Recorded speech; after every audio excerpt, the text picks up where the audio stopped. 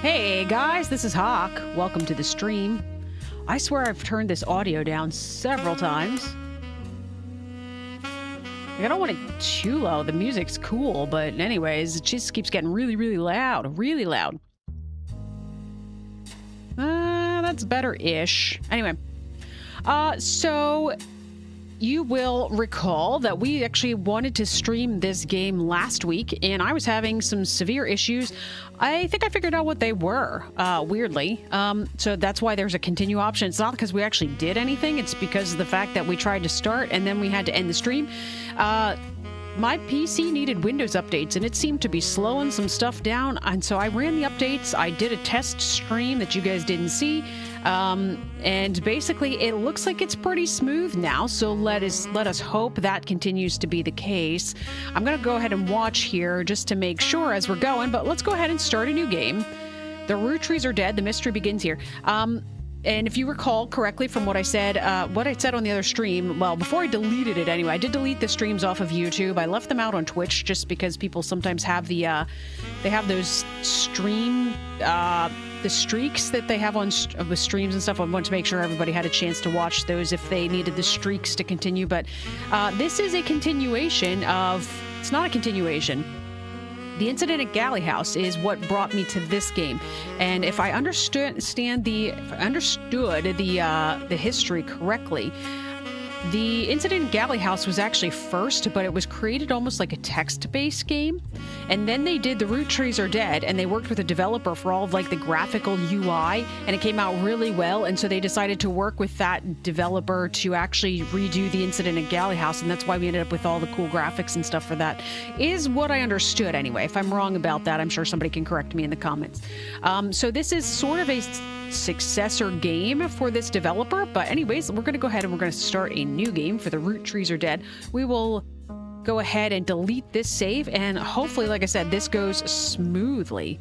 Is the music still a bit loud? I will see if the music continues after this. We're at a menu screen. I will let you know if I'm gonna, well, you'll see if I turn it down, but let's go ahead and delete this, and we'll go ahead and jump in and see how it is after this. December 6, 1998. The plane that crashed last night just outside of Pittsburgh is now known to have been the private jet of the Roottree Corporation. Local aviation authorities have speculated, based on the pilot's final communication, that the winter storm and heavy winds played a significant role in the crash.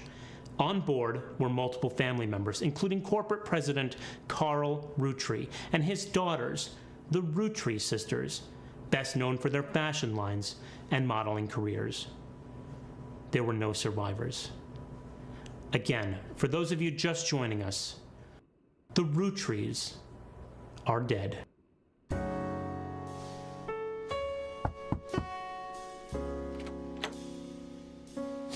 I know it's late, but I'm guessing you've seen the news. In addition to dealing with the grief, the Roottree Company's lawyers are scrambling. Everything's about to change. Anyone proven to be a blood relative is about to get much richer. I'm here to ensure everyone is accounted for. I've heard you're an expert at sorting out complicated family trees. A genealogy genie, as it were. Ooh, I like the title. I'm going to give you a quick test. Pass, and I can promise you the job of a lifetime. Cool, we got a test right from the get-go. Hopefully you guys brought your thinking caps. Complete the family tree of the Roottree sisters. Siblings are in birth order, oldest to youngest. Okay. Examine my evidence. Search the internet for clues. Fill in the names, fill in the occupations, fill in the photos. Sleuth. Okay. So we've got an interesting UI going on here, and there's a... Okay, so we can zoom in and out. All right, that's fine. Just trying to examine the UI here to figure out exactly what we need to do. All right, it looks like the music's okay now. You can let me know if that's not the case, Ann, but that's kind of what I speculated. Music's always louder on the loading screens than it is in the game itself. All right. So here's our family tree, which should be what we're looking at. And then we've got this, which has a little badge beside it. So it says new evidence to review, PC, home, notebook, hints. currently playing music is F7, and so we can change that, and we've also got settings. All right. I just wanted to examine all of that, but let's go ahead and look at evidence. All right. Got milk picture. The person who hired you gave you this photo with a note attached. This was taken during the shoot for the Roottree Sisters' Got Milk ad. I've tracked down a test photo from before they painted the fake mustaches on, which I thought would be more appropriate considering the circumstances. The ad's copy reads, "You might recognize our faces from the magazine you're reading, or you might recognize our name from the candy bar you're eating. Being a Roottree is a full-time job, but so is growing up. That's why the calcium found in milk is so important. Plus, you can't make chocolate without it. Chocolate." All right, so this is the one before the milk mustaches, apparently. All right, so then if we page through here, list of names. This list was provided to you by the mysterious person who showed up at your door. You'll need it to fill in the family tree. Women. Oh, there's a bunch of root trees. Okay. All right. And so if we go to the computer. Sounds okay? Cool. Oh my gosh.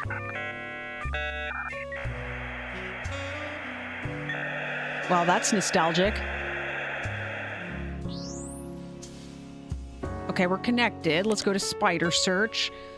All right. Candy Roottree was one of the names on the list. Okay, was it not? Roottree comma candy, maybe. Let's just look for Roottree, see what pops up. First few pages are filled with news results about the plane crash. Besides that, there are countless advertisements and conversations about the various products made by the Roottree candy. Oh, that might be why.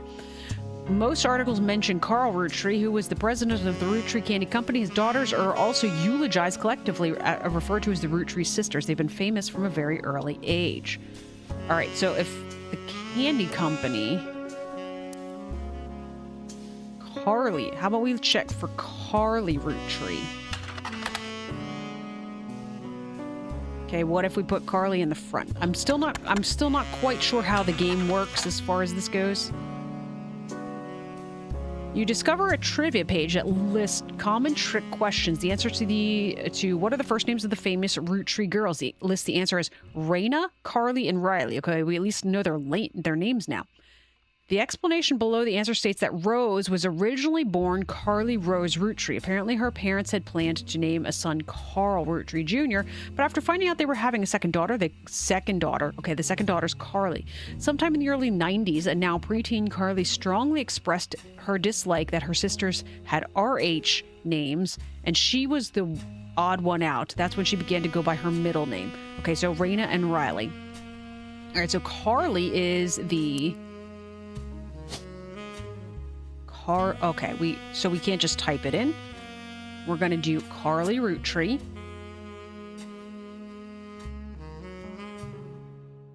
Oh, so one of them is married, it looks like. Okay, but it did say that we have to go in order. So that is the second one. All right, so we know that Raina is one of the names. There are a lot of obituaries that focus on the Roottree sisters' modeling careers. You also come across an unofficial Roottree fan site seemingly curated by a teenager. It's neon pink with purple text and hard to read until you highlight the words. The young webmaster writes, Raina is the most famous because she's the oldest and got married to TMS, but Riley is the smart one. Rose is a middle child like me. Okay, so we've got Raina as the oldest. Okay, how do we... Oh, here we go. Raina... Roottree, and this will be I didn't want to do portraits, I wanted to do name. Riley Roottree. It says that their names are models, or it says that their occupation is model.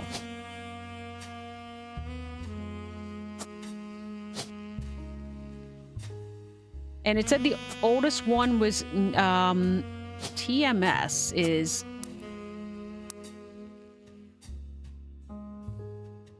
Thomas Sheridan. You seem to be the only one in here, so I'm assuming it's you. Let's keep reading this. You might think they're rich just because they're models, but their dad is also the president of the candy company, and their mom, Brenda, is a fashion designer. They do the modeling for her brand, Root. I eat Roottree candy all the time. My favorites are maple crisps, and I try to dress in plaid Root. clothes like Riley does in most of the posters. Okay. So Riley tends to wear plaid. Someday I want to get my ears pierced like Rose. The website's author continues to talk about her own life, what she likes about the route, the fashion lines, and none of it is relevant. So you don't have any portraits available to add to the family tree. To get started, click on Faces on your Evidence tab. Faces. Evidence. I don't have faces. Oh, well, I guess I've got... Okay, that was completely... Okay. When it said click on faces... Okay, I see now. All right, so... One of them has their ears pierced. Oh, I gotta look at it again. La la la. So Riley wears plaid and Rose has her ears pierced. And of course, Rose is the middle one. All right, so Rose has her ears pierced.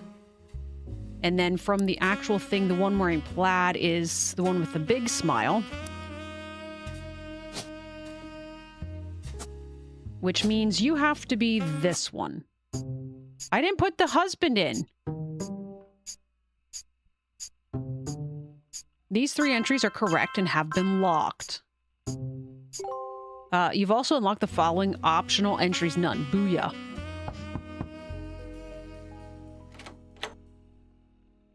Sorry to test you, but I had to be sure you could use the internet. Some folks refuse to get with the times. Safe to say, you're hired. The reward for untangling the family tree is substantial. Life-changing, even. But here's the catch. The root trees go way, way back. The family tree's a bit daunting. Most people freak out the first time they see the whole thing. But I'm sure you'll be fine. The man who started it was particular about whom he considered family. For your purposes, you only need his direct blood relatives. All right. Anyone related only by marriage is optional. But filling them in can lead to useful discoveries. Lastly, you now have access to some unique websites, plus a list of notable root trees. Okay. Notable people are easy to find via your search engine, and marked with stars on the family tree. I'm off for now. Carl Roottree had a lot in his office. I'll look for anything useful. I'll return once you identify 6 more blood relatives. Got it. Oh. Oh. Sorry, one last thing. This might sound odd, but if anyone else claiming to represent the root trees reaches out, I'd appreciate you not mentioning I was here. Thank you, and good luck. She's completely sus. Well, okay, hold on. I want to put in Thomas Sheridan.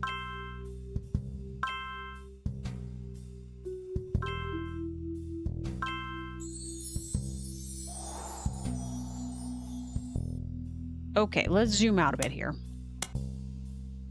Can I? Oh, there we go. Perfect.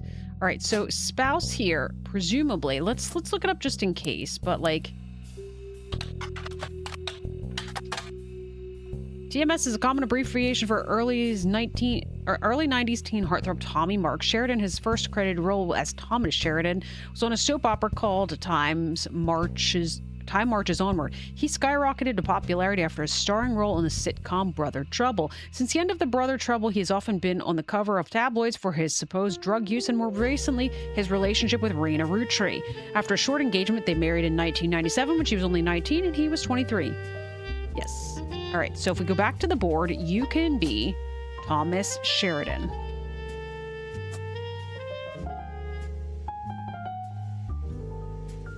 Okay.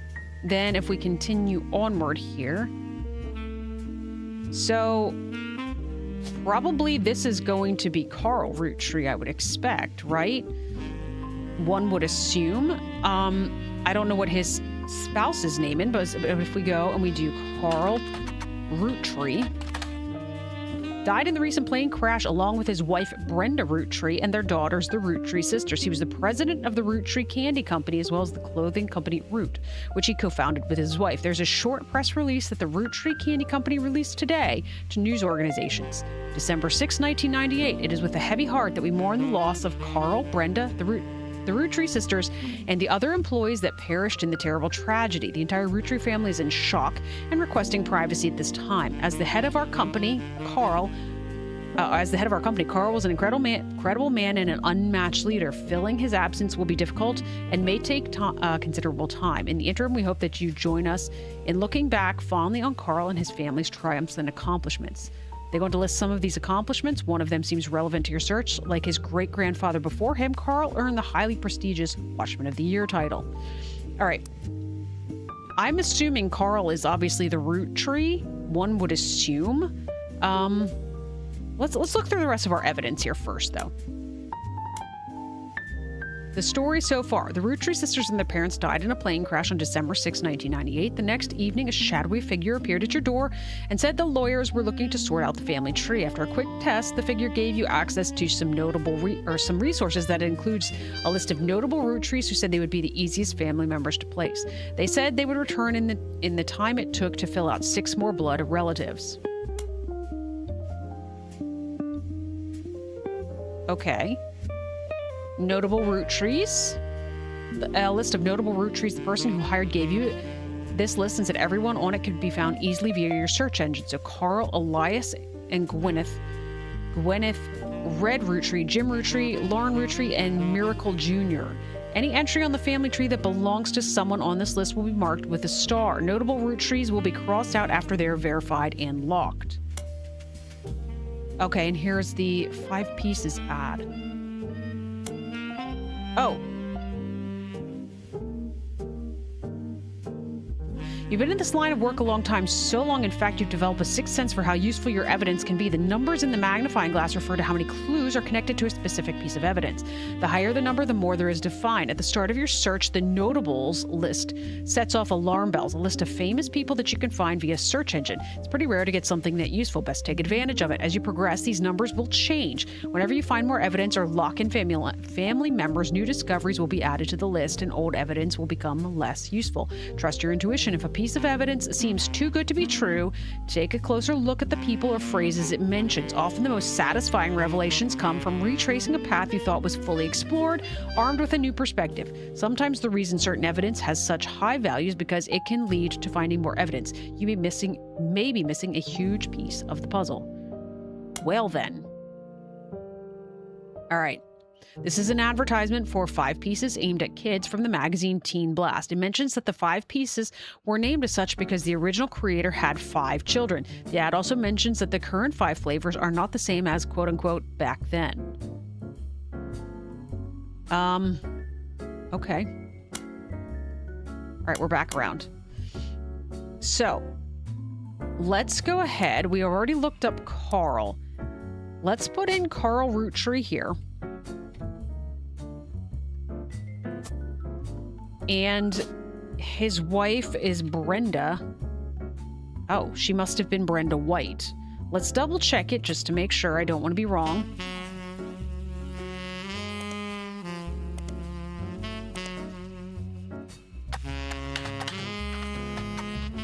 Brenda what? Let's look it up as Brenda Roottree. You stumble across an auction for a black and blue dress that's a Brenda White original. The auction describes it as a vintage dress from before Brenda became Brenda Roottree and started designing clothes for Root. The white and gold dress itself doesn't seem relevant to your search. Okay, so it is Brenda White, and was she a designer? Is that what that said for?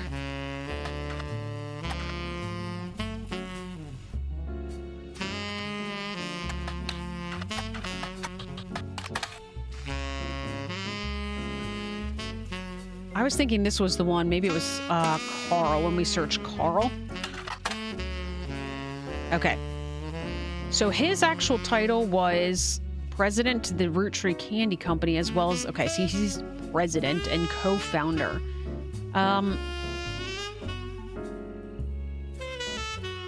Where did it say... I don't know. She was a fashion designer. Oh, I don't need her occupation, though. Okay. So he was president. I don't know which president. I don't have his picture yet either. Hang on.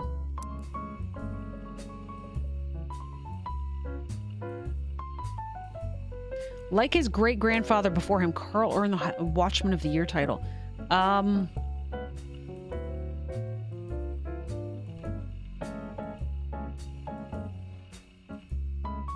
He was president. I'm just not sure which.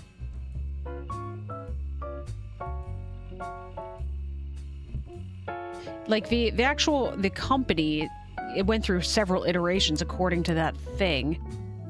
I guess we'll leave it alone for now. Let's look up Elias in the interim. Whoa.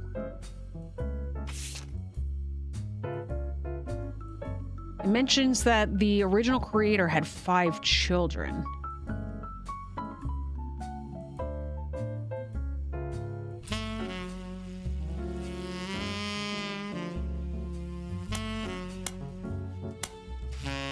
Okay. I'm getting distracted here. Elias Roottree was the founder and first president of the Roottree Candy Company. You will find what is essentially a propaganda site about him created by the Roottree Candy Company. At the top, there is a picture of him. A propaganda site.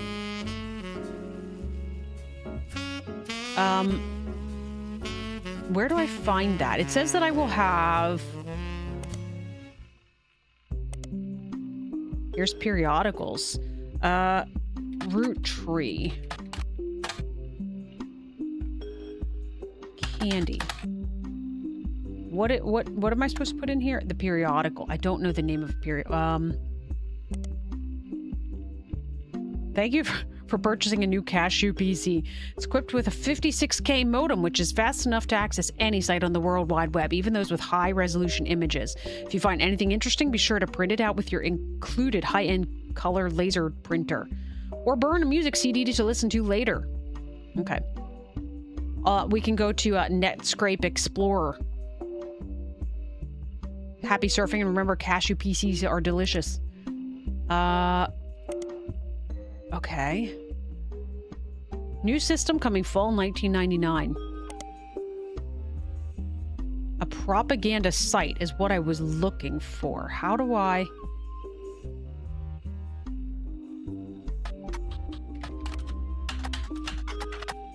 find a site? Mixed in with recent news of the plane crash, there are a lot of results for Roottree's extremely popular candy products. Their official website is unstable due to the traffic it has been receiving. However, you find a direct link to the history section that manages to work momentarily. The Roottree Candy Company was founded by Elias Roottree shortly after he married his wife, Gwyneth, whose family owned a small farm called the Anderson Maple Farm. Okay, let's go up here. Here we go. I need to zoom in. All right, so this is Gwyneth. Oh, it's already listed here. How did I not... Why are they pinned? Gwyneth Anderson and Elias Roottree. Uh-oh. That's why. Okay, because we've got multiple Elias Roottrees. You can open this envelope after the whole family tree has been filled in. It has 2 names that must be typed in manually. The clues are obscure, have been intentionally hidden in the past, and may even require some leaps in logic. Try to keep an eye out for any inconsistencies. All right, so we have Gwyneth. She was Gwyneth Anderson. And then we've got another piece of evidence.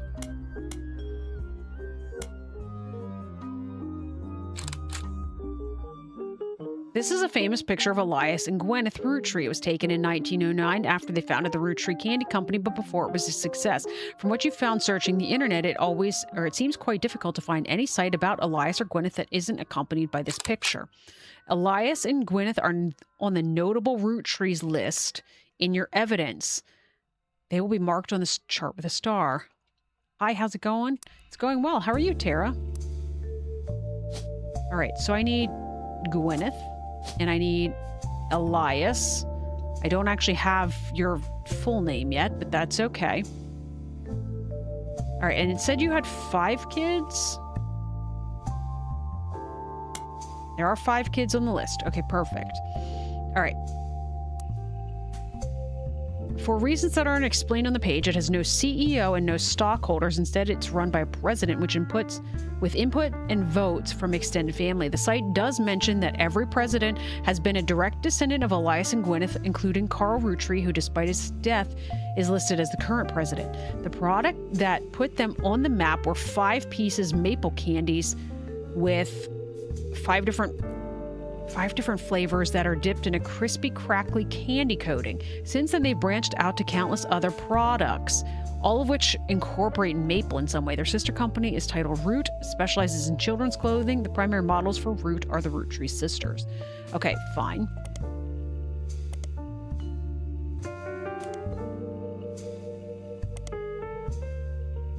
Okay, I didn't finish reading about Carl Roottree, but it does say that he's president. So he's going to be president first. So 1, 2, 3, 4. Of course, I'm going to take this one out for the moment. Late over here getting sleepy. Yeah, it probably is. And you have a job interview tomorrow morning. Well, congrats, Tara. Hashtag blame Ann from Garyetta, of course. How's it going, everybody? Welcome to the stream. Thanks for jumping into chat. All right. That's Elias and Gwyneth.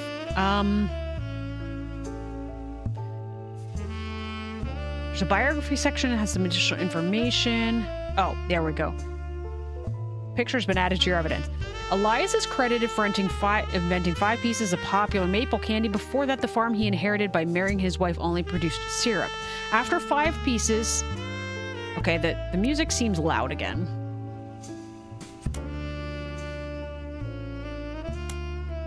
I love the music, but I don't want to fight to be heard. After 5 pieces became wildly successful, Elias spent his time and energy on cementing his reputation as a family man. He's quoted on the site as saying, "Blood is thicker than syrup," and that any child linked by blood to me shall be linked by blood to my legacy.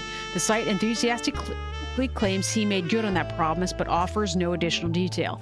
There are a few more quotes about Elias from a book called Family Man, The Roottree Legacy by Bess Williams. To say they are biased is a massive understatement. Below that, there's a long list of accomplishments and awards, and one stands out like his great-grandson Carl. Elias was voted Watchman of the Year.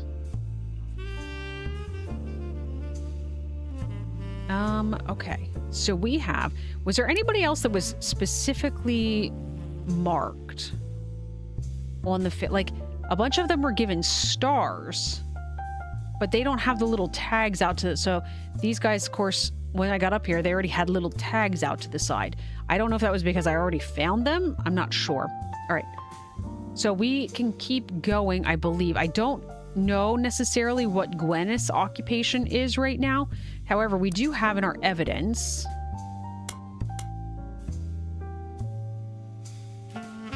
Okay, so we haven't even technically finished this yet. Let's look up Gwyn Roottree. How do I just get to the search engine?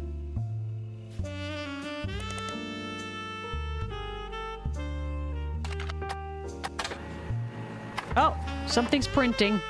You find some information on a website about old films that are not yet available on VHS. The site is not very well organized and the search is broken, but you can get to individual pages from your search engine. Gwyn Roottree is a somewhat well-known actress who was active in the 1950s. She often appeared in tabloids, especially around the time of her highly publicized divorce.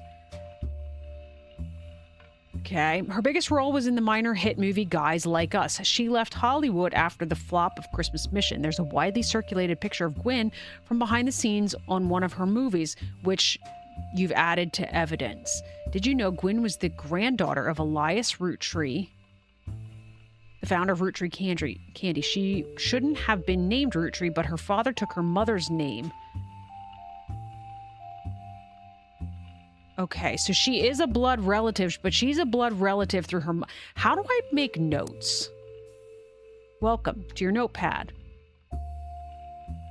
Okay.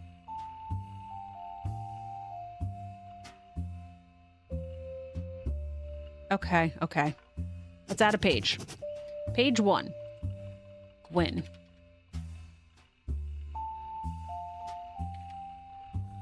I guess I could just add her name up top.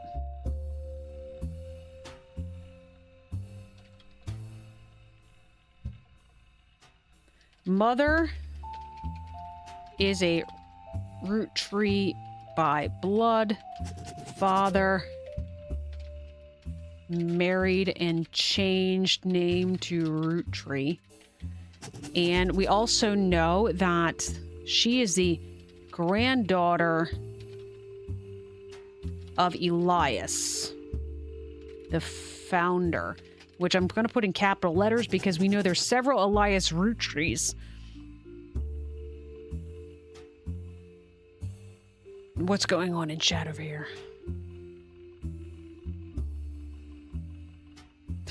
Nice. Lots of stuff about congratulating, wishing Tara luck on her interview tomorrow. All right. Let's check what's going on here as far as evidence goes. Gwen Roottree? All right, so we know what she looks like. She looks a little bit like Marilyn Monroe in that. All right, let's keep going. Oh, she will be marked with, on the chart with a star. Did they mark her name down too? Because if they make it too easy, like, where's going to be the challenge in that? I don't see any of the starred names.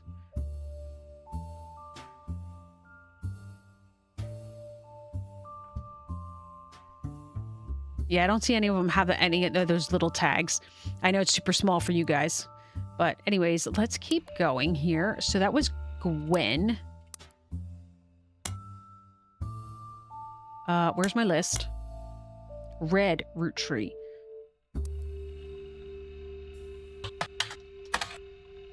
You find information on a website about strange historical facts. Aloysius Herring, or no, this is Aloysius, isn't it?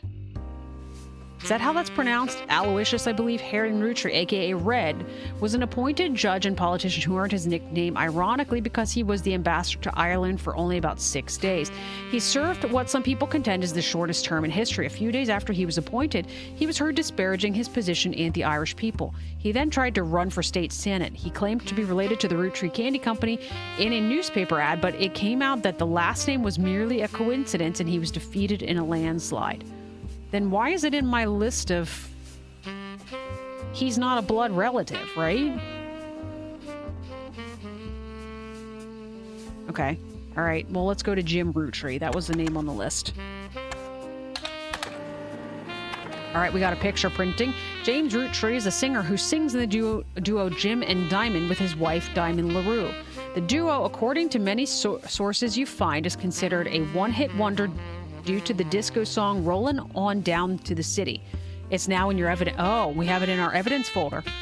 Although Jim writes the majority of songs, plays the guitar, and often sings, Diamond is considered by fans to be the band's lead singer. The band never had another hit, but has its fans who refer to themselves as Diamond's Dazzlers. The rest of their music is more folksy and acoustic than the one song they were known for. Jim and Diamond have continued to release music through the 80s and early 90s. Other albums you find mentioned are Cherry Tree and Sound of Laughter. Jim has become a bit of a recluse, and he hasn't made a public appearance since 1996. All right. Why is there a fish? Oh.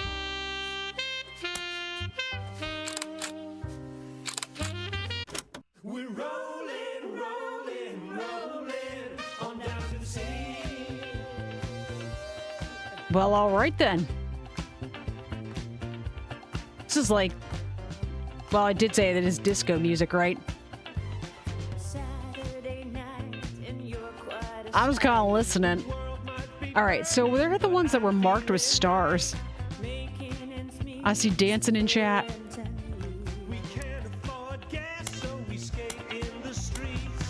There you go.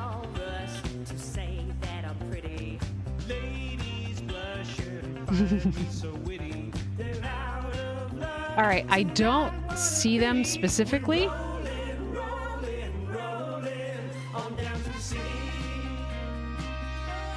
All right, let's turn it back down again.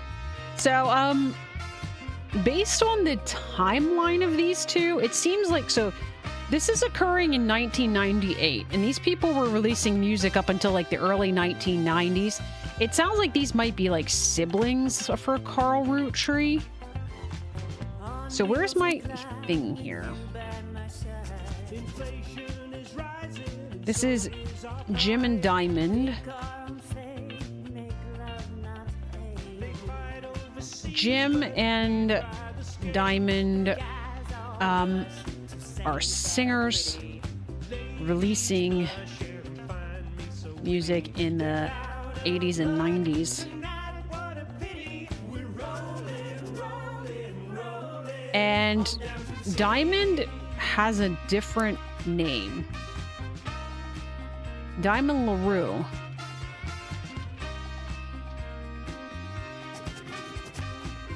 So, James Roottree. Okay, there we go.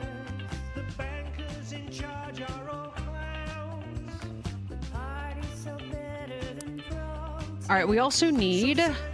Where are my pieces of evidence? How do I just get to the list of the evidences? Like, there's...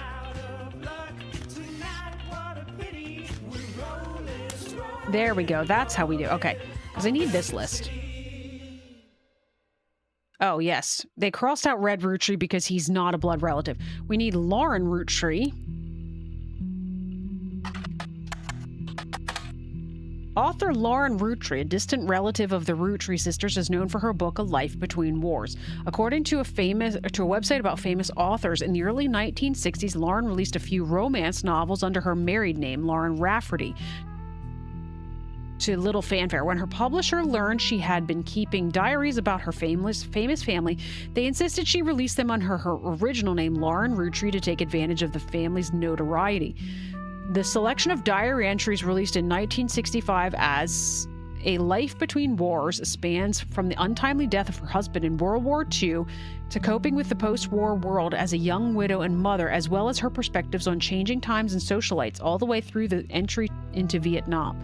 While the content is not considered particularly relevant to modern audiences, it has found new life as an exercise in high school English classes to show an evolution in writing style and for a look into life in previous generations. After the success of her diaries, her publisher re-released her romance novels under the name Lauren Roottree. This included Romance in Court, which gained popularity. She followed the re-release up by writing 2 new sequels, creating what fans refer to as the Court Jester series. You find no recent details about Lauren, though she is listed as retired.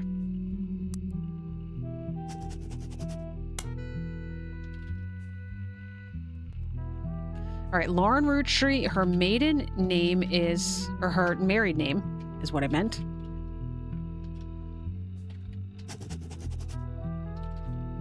She's an author. Distant cousin to the Roottree sisters. Okay.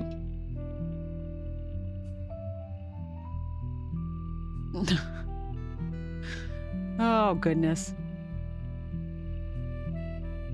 I'm not sure if we are supposed to be, so, like, should we be looking up, like, Romance in Court? Book by Lauren Roottree. It is the first and most famous of the series of 3 books, often called the Court Jester series. All 3 books in the series are about different romances, but told via the same narrator. You can probably surmise the narrator's profession. The 2 other books are called Return to Court and New Romance in Court. Searching for them online yields few results. The books had some popularity when they were released in the late 60s. Now, 30 years later, they aren't in high demand. Okay, fine. All right, then we need Miracle Jr.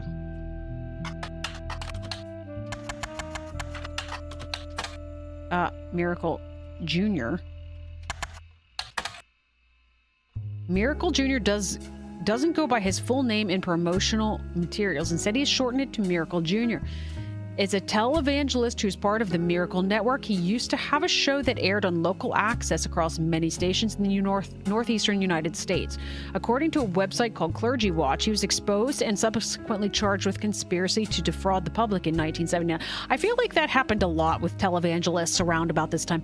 When he claimed to heal someone in a wheelchair, a news expose revealed it was his wife, Edith's sister in disguise. The author also mentions that Edith had a bit of a checkered past herself, but doesn't clarify.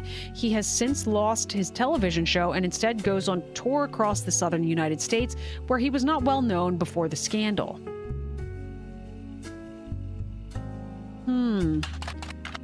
Clergy Watch. No.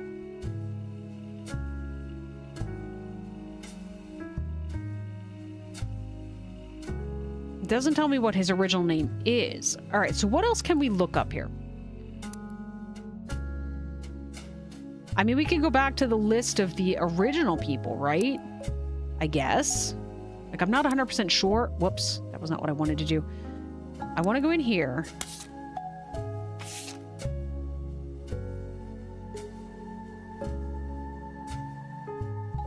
So there's a Miracle and a Miracle Junior.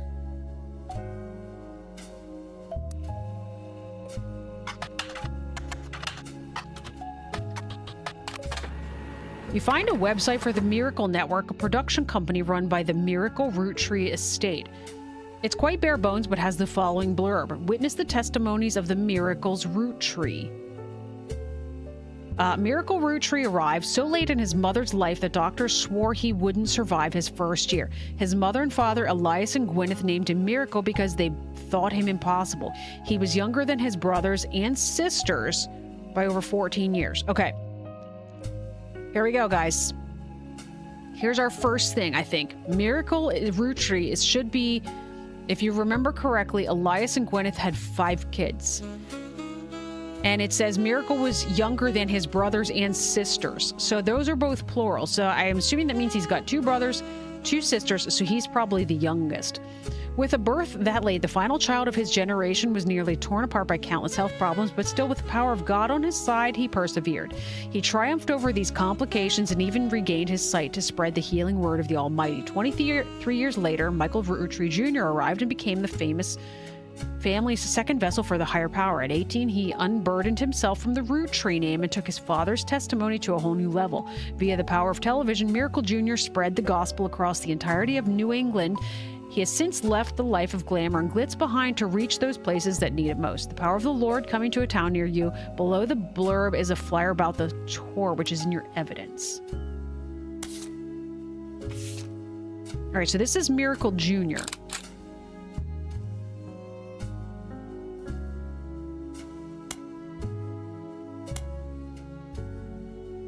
Oh, here we go. The flyer for 3 generations of miracles. The flyer's a few years old. It comes from 1996. The names are Miracle Jr., who is said to be world famous and gets top billing. Miracle Jr. is on the notable Roottrees list in your evidence. He will be marked with a chart in your star. Miracle Roottree, who the flyer says will make a special appearance. Miracle the Third and his wife Nicole, who are said to be youth pastors. Okay, so here we go. We're going to go head over here.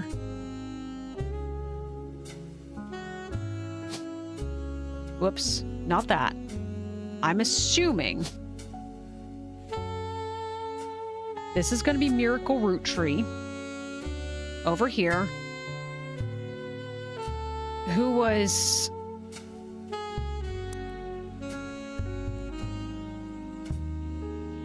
what was his technically? Was he just like a reverend? I'm not sure. Hang on here. And then that would take to presumably Miracle Jr. It says they're going to be noted in here with the star. And I would assume that he would be the oldest child because he's Miracle Jr. So let's... Normally those tend to be, you know, the... He was a televangelist. Although, that's right, he is no longer... let's go back to the evidence.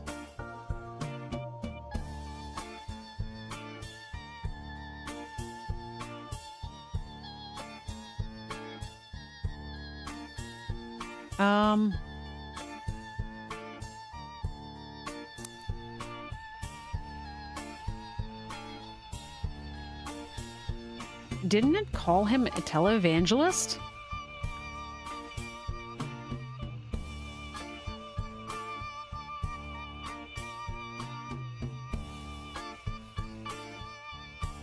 A televangelist. I couldn't find it. I adore the music. It's very jazzy, right? All right. And does it say what his wife's name is? His wife, Edith's sister.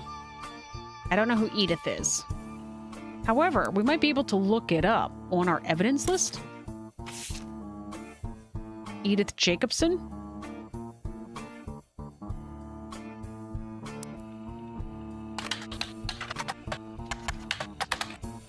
Jacob, was it S-O-N? You find a link that seems to be a partial and corrupted list of archived articles from the Butler County Times. The article's cut off, but it mentions an Edith Jacobson in arrest. You might be able to find the article somewhere. Oh, you know what? This is probably where... Hang on. Butler County Times. Oh, wait. Did you see what just happened? Search periodicals. Huh. I don't know which one, though. Can I search for... I would have thought that... Yeah. Why did it put it over there? What was it called? Because I've already lost. Butler County Times. All right.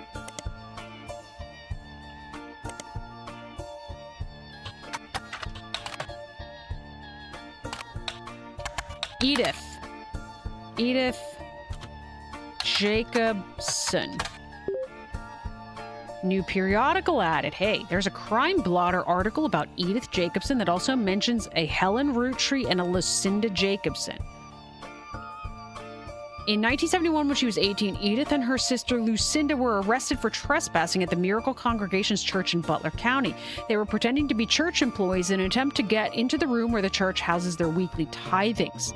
The church didn't press charges. They were caught by Helen Roottree, who was there at the time while her husband Miracle... I'm trying to put these pieces together. While her husband Miracle was away preaching, Helen Roottree was quoted as saying, "Jesus forgives and so do we. The Lord works in mysterious ways, and I'm confident he has brought these young women to us for a greater purpose." So they caught Edith and her sister Lucinda trying to break into where the tithes were. Helen did. Miracle was away, but then apparently Miracle Jr. gets together with Lucinda. Okay, this just got weird. All right, Lucinda...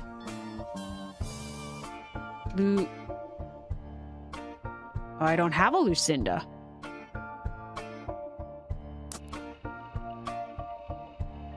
Okay, well.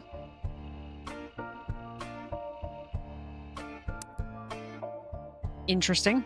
Maybe those are like manual type in names or something. I'm not sure.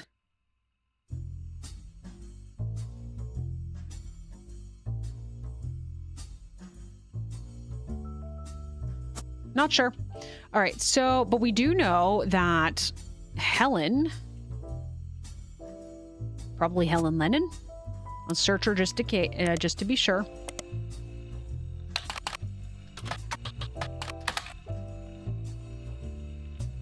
Nothing for Helen Roottree.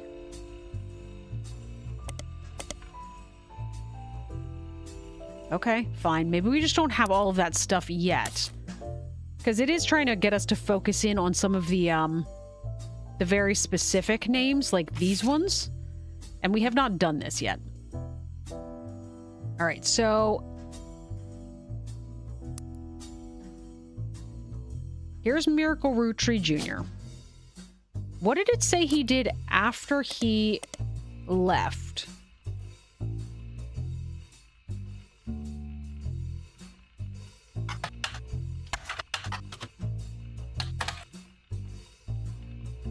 He since lost his television show and instead goes on tour across the southern United States where he was not well known. Right, we have the evidence for that, which is this thing, but it doesn't say what his title technically is.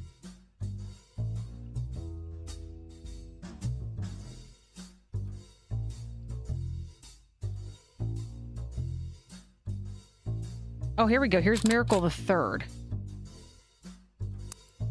There's actually a picture of him. Let's put that. Why does it... Once you verify this person, you'll be able to add bonus. I don't know what his occupation is if it's not a preacher. I mean, technically it's supposed to be televangelist, but it's not in here.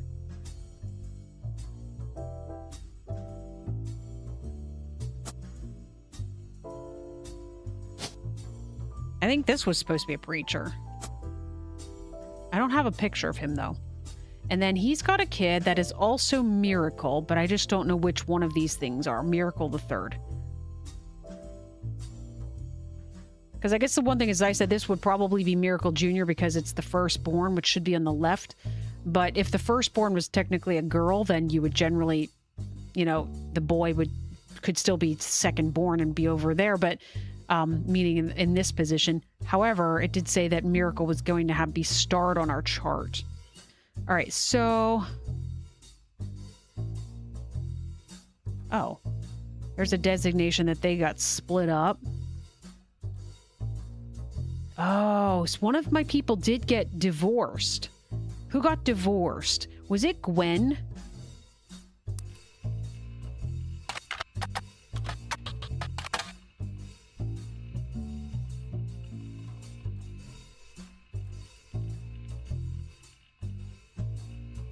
Yes, she often appeared in tabloids, especially around the time of her highly publicized divorce.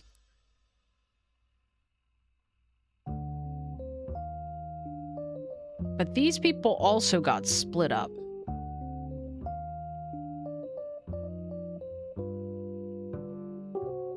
Always use a person's most recent occupation. Family trees use surnames from birth, even if the person changed their last name after marriage. Fine, that all makes sense. Are there any other little sticky notes here that...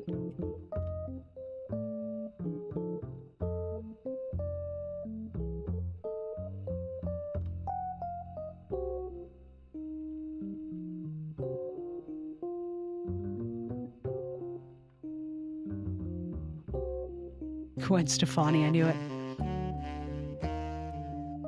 All right, so this isn't crossed out yet, so I'm assuming preacher is not correct.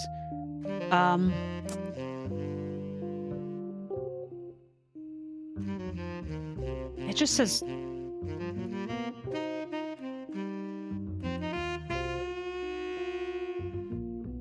Okay.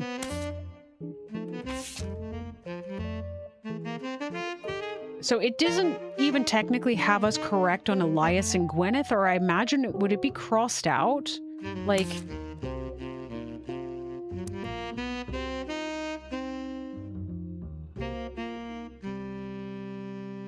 Oh.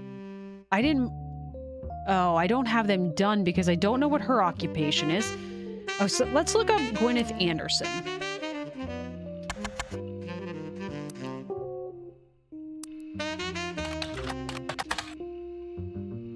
You find some information on a website for the first Anderson Maple Farm. There are pictures, including a famous picture of Elias and Gwyneth. The photo was added to your evidence.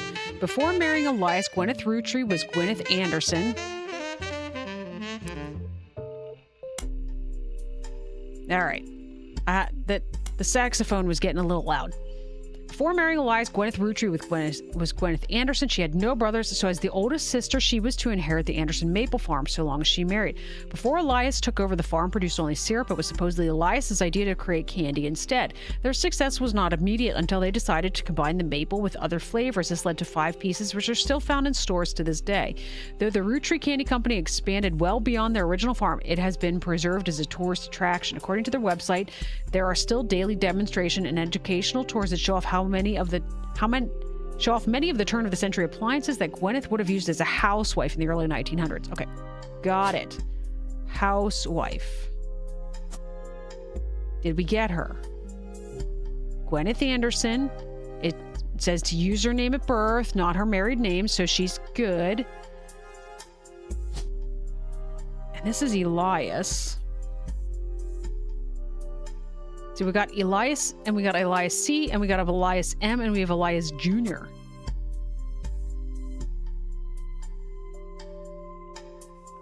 Okay, what else should we look into here?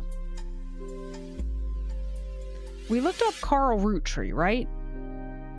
What happens if we look up Brenda White? What about Brenda Roottree? Same thing. Because we didn't get a picture of Carl Roottree in this. Is there something in here we're supposed to find that will get us to a picture? What about Root?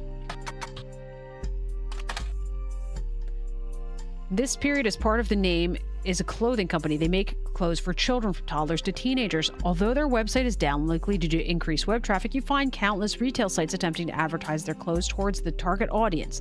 One of them has this to say: you've spied the Roottree sisters looking hecka fly on catalogs, magazines, and posters. Now you too can be like Riley, Rose, or Raina. You also come across a website from a collector of clothing catalogs. Apparently, Root has released 2 catalogs per year every year since 1984. And Raina appeared on almost all of them. There's only one that the webmaster considers a collector's item enough to mention. It seems that Brenda Roottree, the Roottree sisters' mother and Root head designer, appeared on one cover holding her daughter Rose in 1985. The site says this was the only time her daughter was ever listed with her birth name, Carly Roottree. Don't search routing, you'll get more than you bargained for?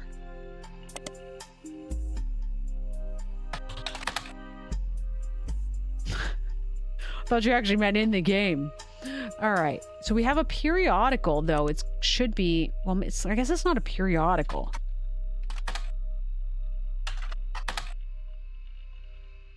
All right, not sure if that's correct. Oh, yeah. All right, no, understood. I will not be doing that. We could look up these book titles, right? What was our author's name? Lauren Rafferty / Roottree. And we had the names of her books that I did not write down. Let's search them again quickly. Oh, you can leave that popped up. I like that.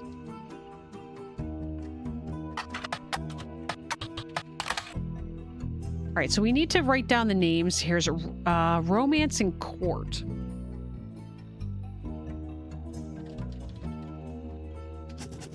All right, so let's go to Public Library.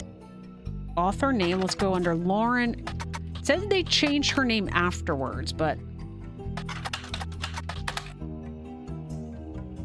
a romance novel by Lauren Roottree. The About author blurb mentions she had the inspiration from one of her brother Clancy's lectures on the Middle Ages. Okay, so she's got a brother Clancy. What if we look it up under Rafferty? Does it tell us anything different? Out of print, re-released. Okay. So we need to look up Clancy Roottree.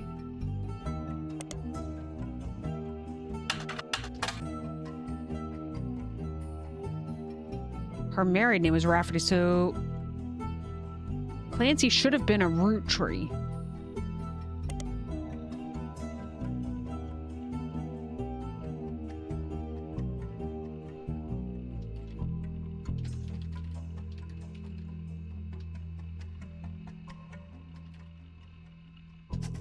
Okay, we got that now. Let's go back to Lauren, because I think it gives us the title. So there's Romance in Court. And this is the Court Jester series.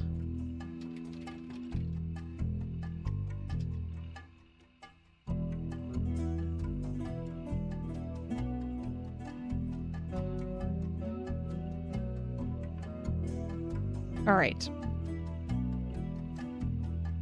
We got a lot about Lauren.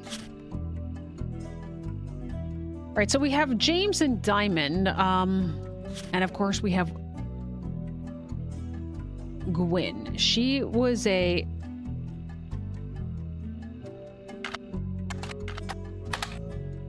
Gwen.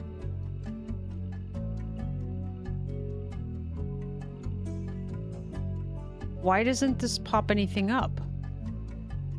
Gwen Roottree. I spelled it right.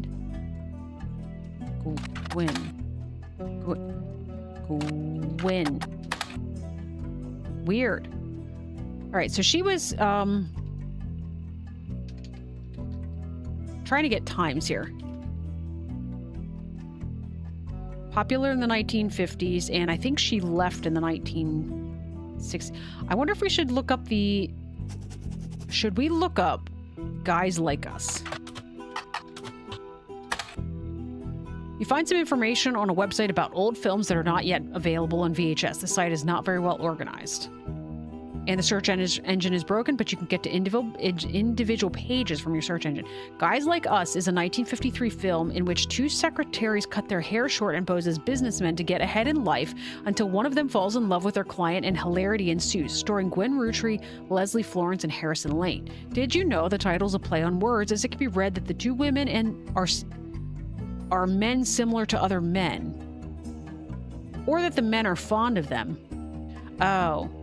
So you could say, like, Guys Like Us, like, as a similarity thing. Like, yes, the two men are similar. Otherwise, it's like, hey, that guy likes me kind of thing.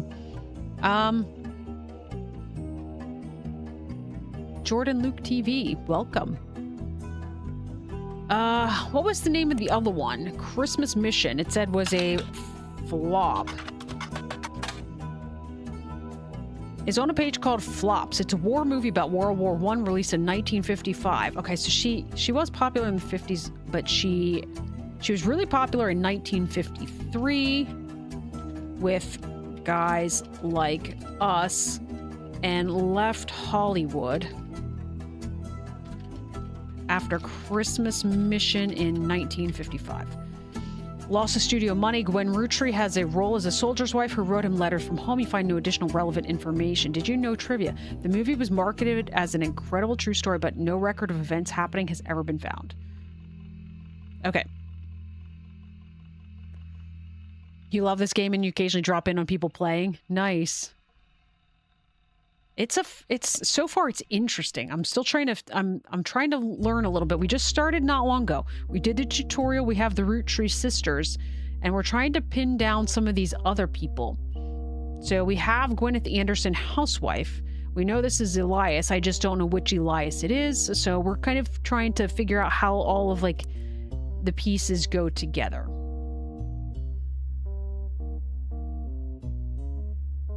So we looked up all of these. I don't know how to get the photo for Carl, but we already... Any entry in the family tree that belongs to someone on the list will be marked with a star. 1, 2, 3, 4, 5, 6. Okay, so it did say we were supposed to mark 6 people. And notable ones will be crossed out after they are verified and locked. Okay, so when it said that, it does tell us up here, I need 3 more blood relatives before they will lock in. So I need to maybe label some of their kids. So we did label over here Roottree Miracle, who we assumed belongs in this spot. I might be wrong about that, but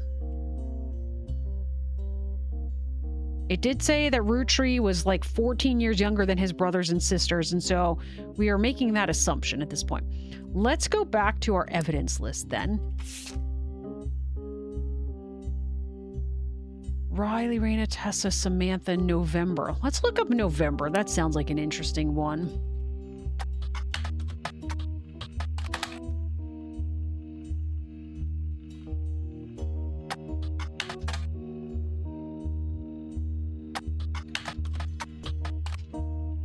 Nope, still nothing. We had a Samantha too.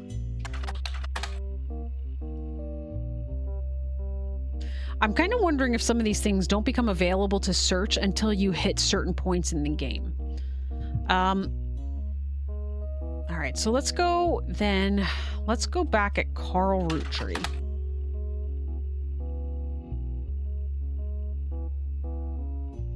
This was published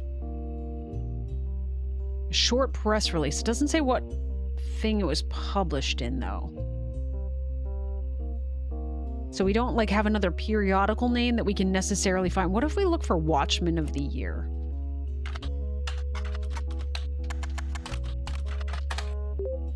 Oh, here we go. Periodical. Business Watch magazine is a magazine focused on companies, CEOs, and the economy. They've been around for over 100 years in one form or another and will often write about major changes in management or famous companies. Every year, they offer an award to a prominent businessman who has furthered the field. They call this Watchman of the Year. You find through a few searches that 2 Roottrees have been featured as Watchman of the Year, Elias and Carl. Business Watch does not host any online archives on any site you can find via spider search, though you may still be able to find individual articles and issues through your periodical search. All right, so this is Business Watch magazine.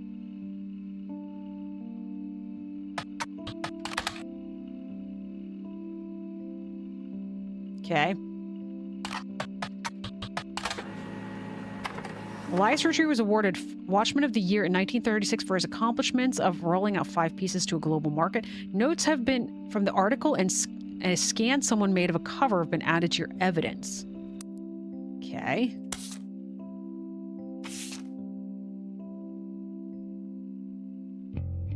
Okay, let's close this for a minute.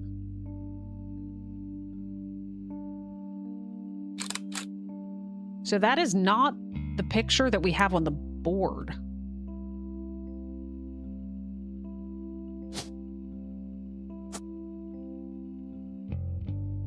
I don't know if it makes a difference which picture's in there, but all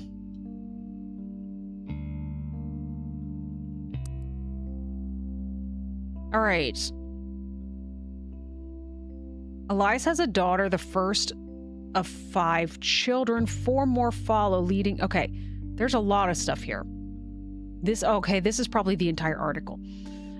Was voted Watchman of the Year in 1936, and a painting of him appears on the cover. The magazine says he was voted Watchman of the Year specifically to recognize the global rollout of 5 pieces. Inside the article is a timeline of 5 pieces. In 1908, Elias forms the Roottree Candy Company after marrying his wife, who inherited a maple farm.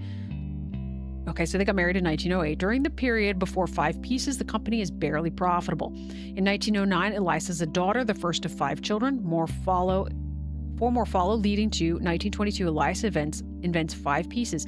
Each of the 5 flavors is chosen based on the initials of his 5 children, 1 flavor per child.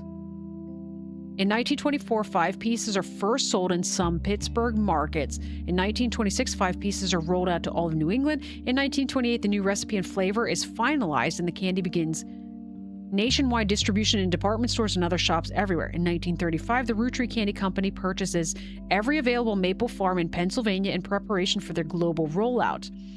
In 1935, with the help of his son Elias Roottree Jr.'s architecture firm, a new industrialized factory and warehouse are built in Butler County, and in 1936, production is tripled and worldwide distribution begins. There's also a What's Next section that claims Elias is going to pivot to ensuring his company's legacy and that the Roottree Candy Company remains a family business. He plans to do this with the Clanced Trust. Clanced.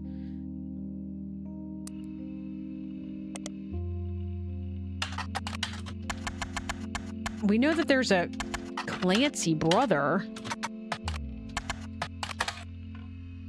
Okay, then instead let's just look for Clanced Trust. Oh, Clanced. Pronounced Clanced Trust is a highly unusual corporate arrangement named after Clancy Edward Roottree. That might be why we were having problems finding some of this stuff. Who was Elias's son and the Roottree Candy Company's head lawyer at the time. Due to its unique nature, it's often brought up in online discussions. I feel like we need to add some things here.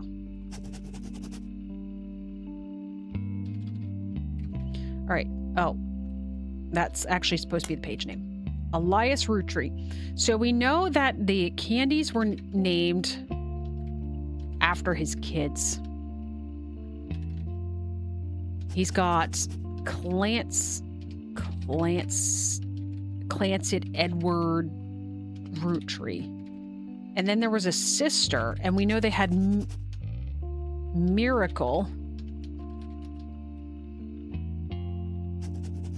All right, what was the sister's name? We were in the we were in the evidence.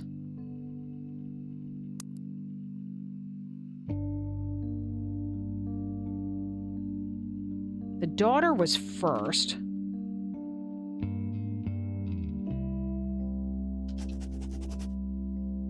All right. We can look back, however.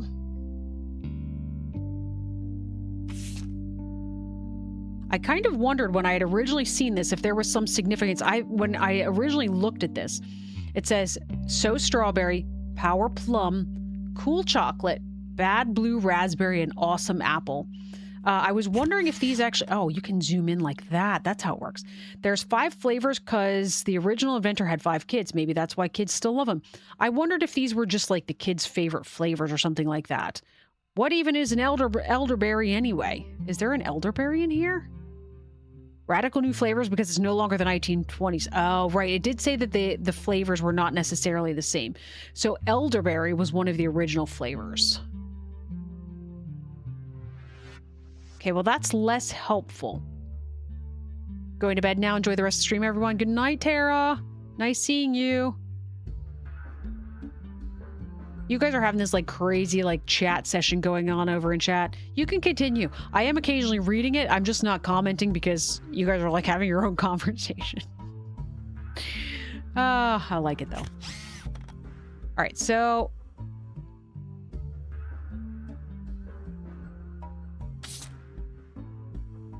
can I just look up... Well, I didn't finish this. All right, and let's finish reading this first. I didn't mark that this was the head lawyer, and then... That's right, we had the name of another...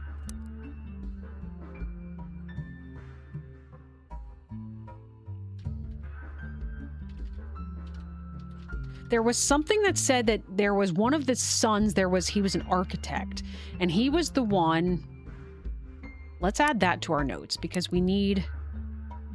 I'm still getting used to these tabs. I feel like I should know them better.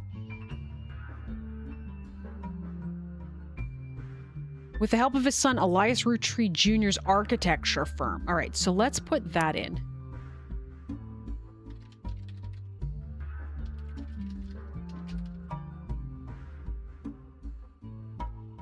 Well, he may not have been an architect. He owned an architect firm. Let's be very specific here. All right. Back to the computer. Due to its unique nature, it's often brought up in online discussions about financial matters and inheritance as an oddity. And this is the Clancy Trust. The company mandates that a fixed percentage of its profits are split every quarter amongst bank accounts representing each direct relative of Elias and Gwyneth.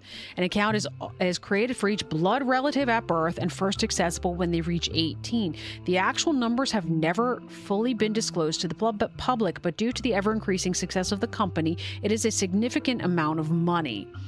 The Clancy Trust is known for being essentially impossible to get around due to many checks and balances written into it. Still, there have been a few situations in which family members have tried to forcibly remove another family member from the trust. Most details online are pretty vague since the matters are handled internally. The only information you discover is from a university law school, which apparently had a guest lecturer talk about the Roottrees versus RR in 1994. While looking into the Clancy Trust, you often find mentions to the 5-piece guarantee. Okay, let's just add a page for spider searches that we need to do here. I want to look up 5 pieces. We need to do the Rootrees.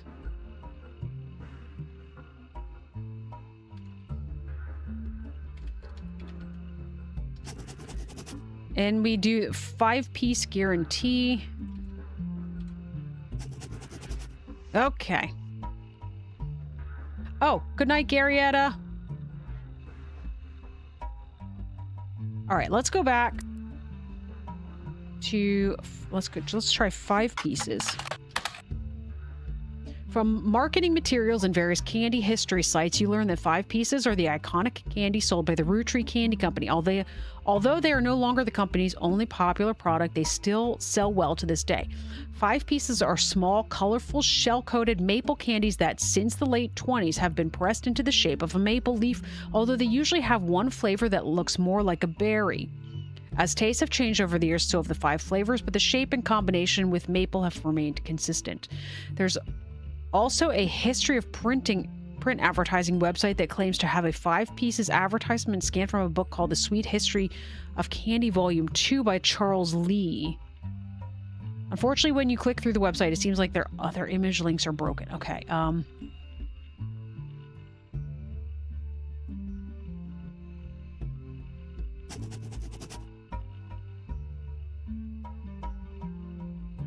Okay. We've now searched this.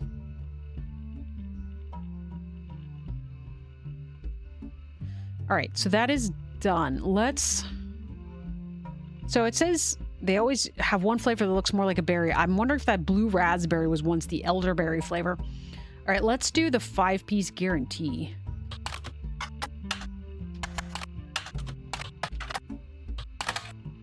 The 5-piece guarantee in combination with the Clancy Trust was Elias Rootree's attempt to ensure that the Roottree Candy Company would remain a family business for eternity.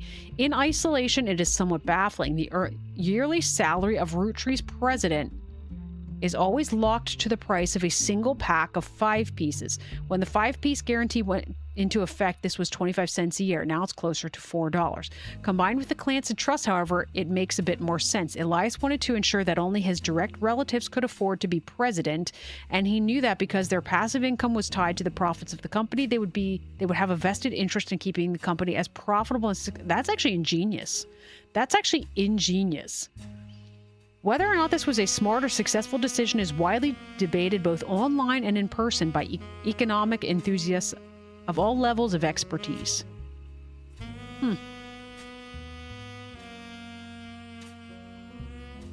Oh yeah, I was saying goodnight to Tara earlier. I'm sorry. All right, so... I don't know that that overly helps us, though. Let's see if we can get this history. I also want to look up...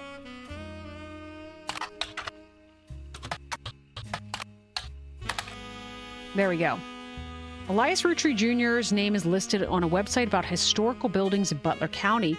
He is listed alongside an old residence that has been preserved called Hunched-Top House. You attempt to find more information about the man and the building, but come up empty. So if I search this then, what you're saying is I'm not going to find anything, huh? No. Fine.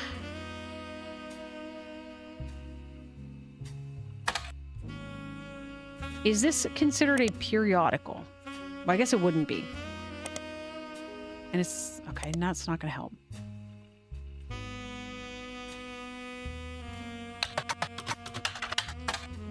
Nope. Okay, well, we searched this. All right, let's search this. Oh. You can do searches from here, too? Oh, I love that to death. I mean, I still can't find any of this stuff. All right, so we know that there was... Hang on.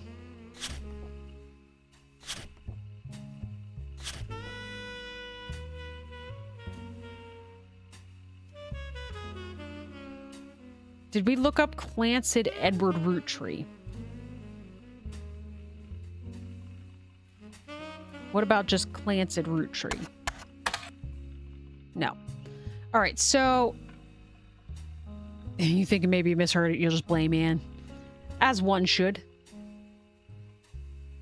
All right, so we know that Clancid Edward Roottree and Elias Roottree were names of the kids.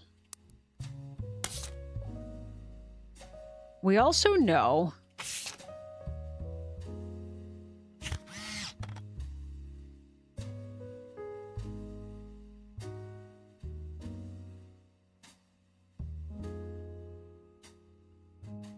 so I'm going to jump out on a limb here and say Cool Chocolate is probably Clancid. Bad Blue Raspberry was probably originally the elderberry flavor, and that is for Elias Jr. We also know that they have Miracle, but that's right, Miracle was his actual full name. Strawberry, Power Plum, and Apple. Okay. I'm shooting a blank on that one. What else do we have here as far as...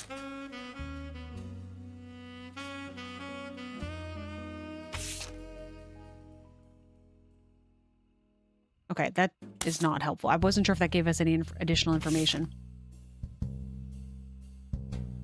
All right.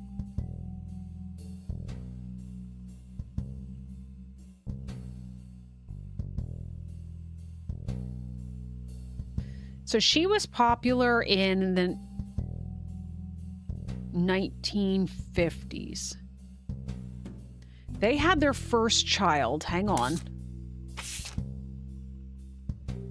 in 1909.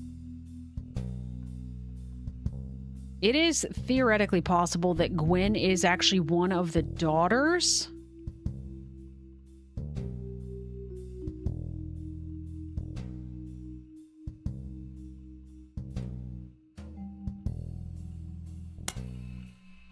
Roottree Candy Company. Did I look for this already?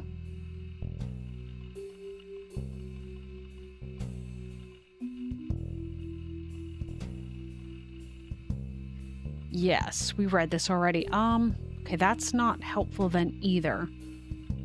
What if we go back to some of these obscure people that I didn't make notes for? So, we remember that Jim and Diamond were singers. Gwen is the movie star. We know Carl. We just don't have a picture for Carl. Who the heck was Lauren again? Oh, Lauren was she was the author.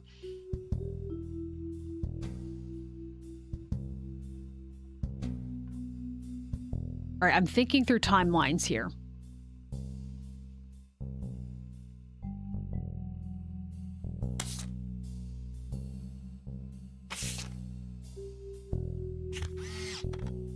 As seen in MMM, only the great-grandson of Elias Roottree could make disco this sweet.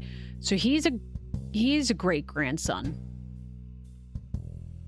Is that not what Carl is also considered?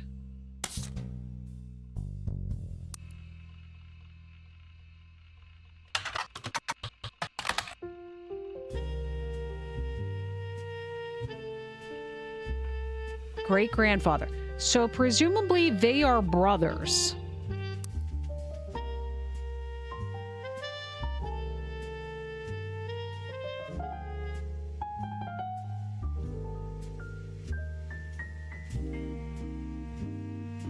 Well, okay, they may not be brothers, but like they should be in the same line somewhere. This is the only other one that's starred. So this would have to be James.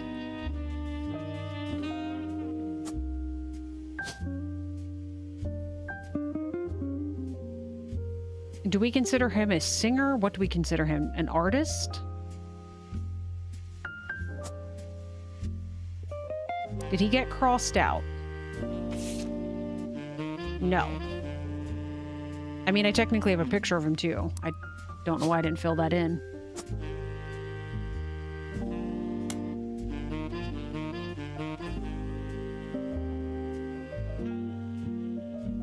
Swingers or singers. Sorry, misheard again.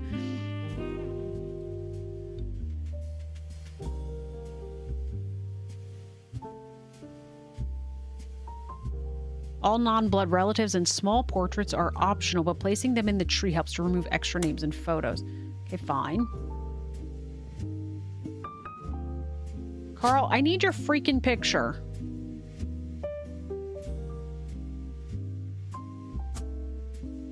And I don't know how to get it. And I'm not happy about that fact. Okay,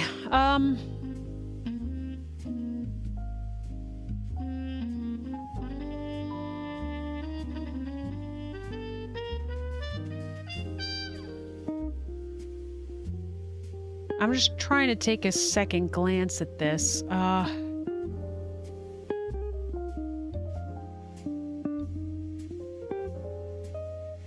right, based on the photos that actually show the stars on them, this is gonna have to be Gwen. I'm going to make an assumption here that this is some of what we're doing. They told us they were going to do this. Gwen Roottree. And you are, in fact, an actor.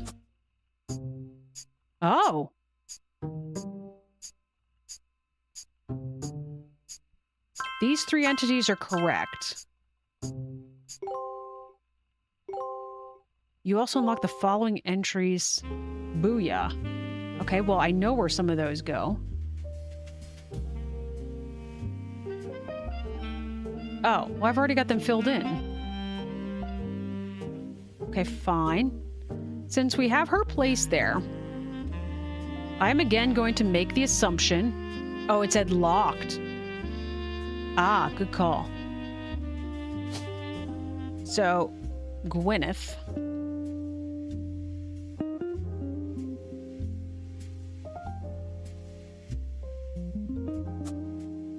Oh, no, that's right. Grandmother's name was Gwyneth. All right, so do we then... I've not specifically picked your name yet. Maybe I should try looking Elias C and Elias M, just to see if they give us any information. And I keep forgetting I can look some of the stuff up.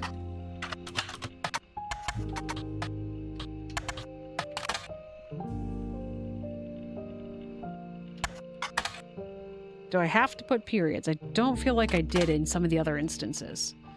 I'm not sure which is which then. I guess I could just put you as Elias? I want that photo of you. You guys look like a cute, happy couple if I use that one.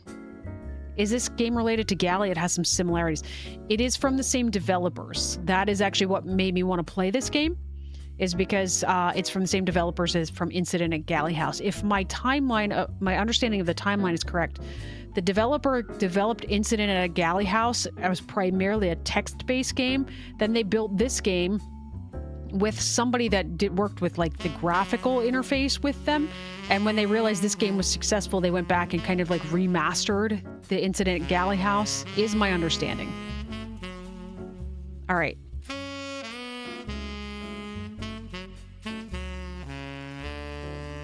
Galley's a remake of Type Help, a free game. Okay, there you go.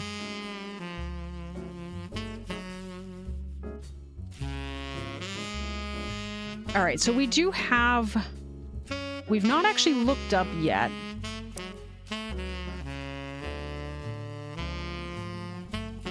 Okay, we do have... That's right. We have a couple other people to put on here. So Jim and Lauren, let's, again, assume that we are going here based on the stars.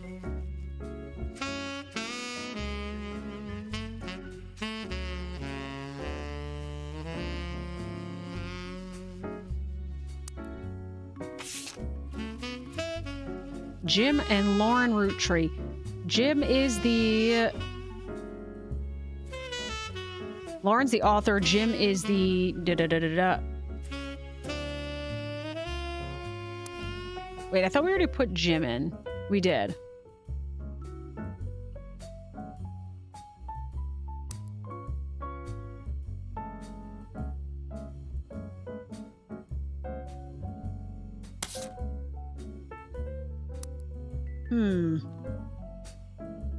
Oh, yeah.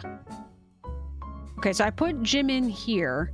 I was confused because I had 2 stars that didn't have photos. That's because I still don't have Carl's picture. So what we're going to do here is we're going to put Lauren Roottree up here. I don't have a photo for you, but you are, in fact, an author.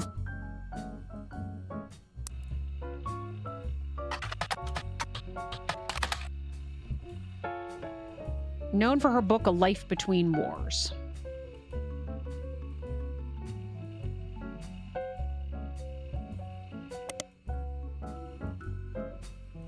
Oh, that's cool. It's on the wrong page, but I kind of like that it did that.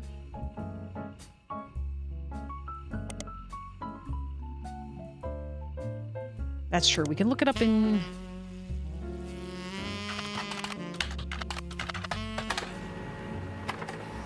Seems like you've hit the jackpot here. This is a book occasionally taught in schools. You even find a hardcover edition for students that has a full-page, high-quality pictures in it, a summary of the contents of the book, photos, as well as some particularly relevant entries from the diary have been added to your evidence. What the heck? Slow down. Okay, we just got a lot of stuff. Let's take this off the list. How do I take this off here? Delete note. There we go. Okay. Lauren Roottree. This must be her husband. The below are notes and observations you made while skimming through Lauren Roottree's diary pages in A Life Between Wars. Lauren Roottree is on the notable Rootrees list in your evidence. She will marked with on the chart with a star. The book was published in 1965 and consists of diary entries that stretch from the 1940 to 1965. The most important event that much of the diary and Lauren's thoughts revolve around was the loss of her husband, Jacob. Jacob died in the final months of World War II while Lauren was pregnant. This left her to raise her son, Clark, alone. Lauren never remarried. Okay, well, let's hang on a second here. Jacob's last name should be Rafferty. Oh, I can take a picture of him. Cool. I was wondering if I could do that.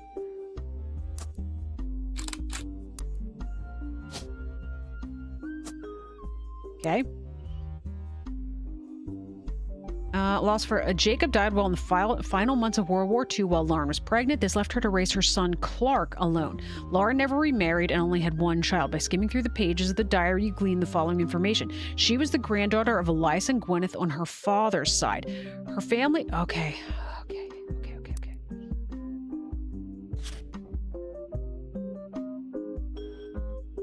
Let's go here.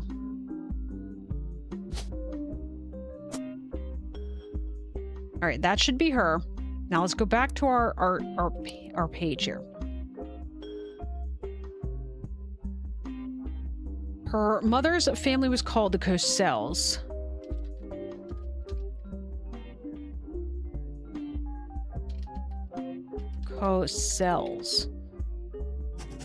Her father, she always referred to as Pop, was the head lawyer. Oh. Her father was Clancid. Okay.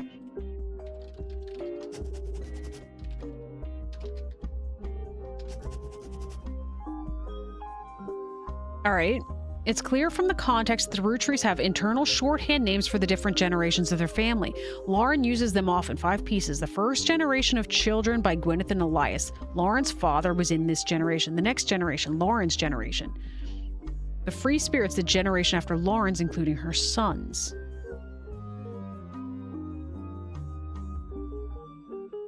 Her generation is considered the next generation? How do I mark something on that level? Because we don't have this level. 5 pieces generation is Gwyneth and Elias, but Lauren's the granddaughter. So the next generation is the grandkids. And then the free spirits is her son. So she only ever had one. So presumably her son's name is going to be Rafferty, unless for whatever reason. I don't have anything for him. And her father's name is Clancid.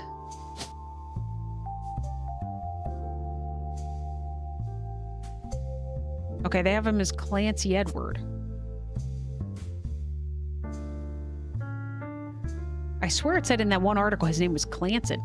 All right, he was an attorney.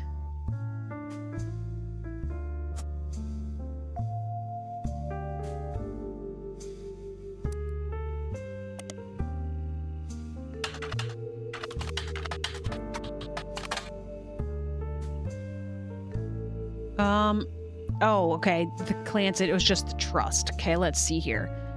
You misremember. Oh, I did. Yes, I just found that. He was the head lawyer at the time. Blah, blah, blah. Okay.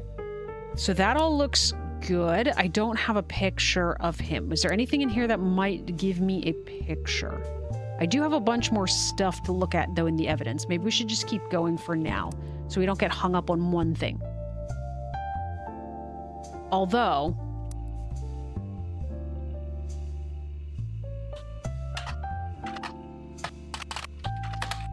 few fan sites for the band Jim and Diamond seem to mention that he used to make music with Clark Rafferty. They mentioned an album called These Times. A band called C&J and J&D released one single called These Times. Someone with username Die Hard Dazzler scanned the cover and noted that it cost him over $200 at auction. Apparently, this was Jim Roottree and Diamond LaRue's first song together. He also mentions that it was performed with Jim's cousin and Diamond's sister. Wait. He mentions that it was performed with Jim's cousin and Diamond's sister, and that, okay, so Jim, hang on, my brain's, Clark was married to Diamond's sister. We never did look up Diamond, as a matter of fact. It was only somewhat similar to Jim and Diamond's later works. Can't find anything else about Die Hard, the band, on the single. All it's left to do is scan the evidence after a blazing fast 35-minute download. The track is also available. How do I change the track?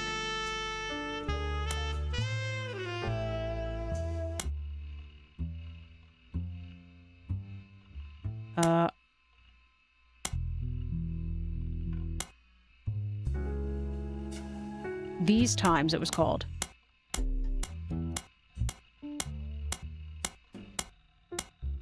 You know, it is probably in the evidence, actually, now that I think about it. And Clark Kent was Superman. It's a connection. Here we go.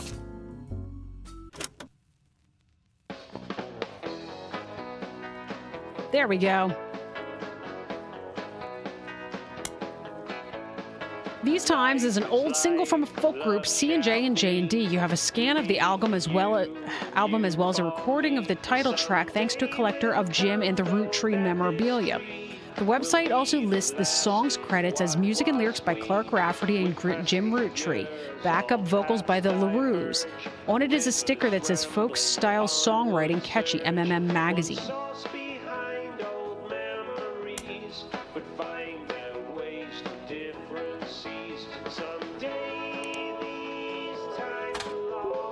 There we go. An abbreviation for Modern Music Monthly magazine from 40s to the 80s. It went out of business due to high competition, but we now have it in our periodicals. The lyrics of this song contain no clues. All right, I'll remember that they are there.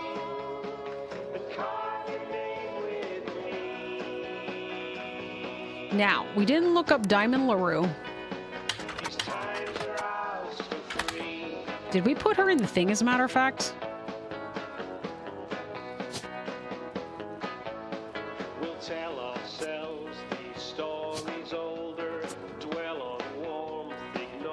Okay, we have Diamond LaRue. The duo, blah, blah, blah.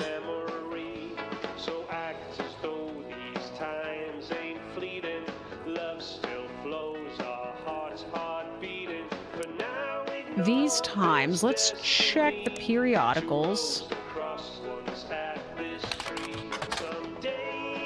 The section of the magazine called Skip It or Flip It has short, pithy blurbs about new records. An album called These Times is listed under the Skip It column with the following.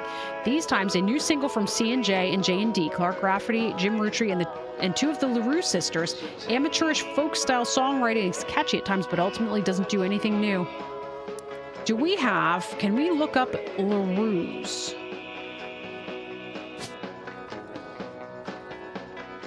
So do we have...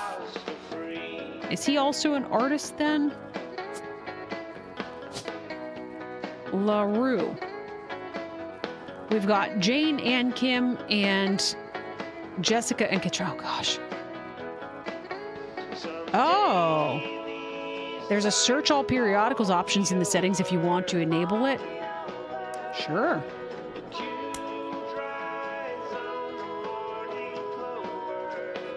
Or do we? Does it make it too easy?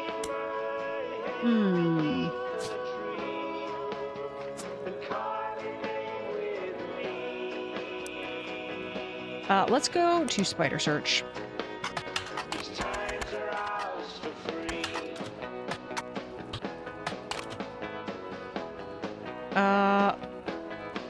Hang on a second. I just thought of something we haven't actually searched yet, which is this. Miracle Third.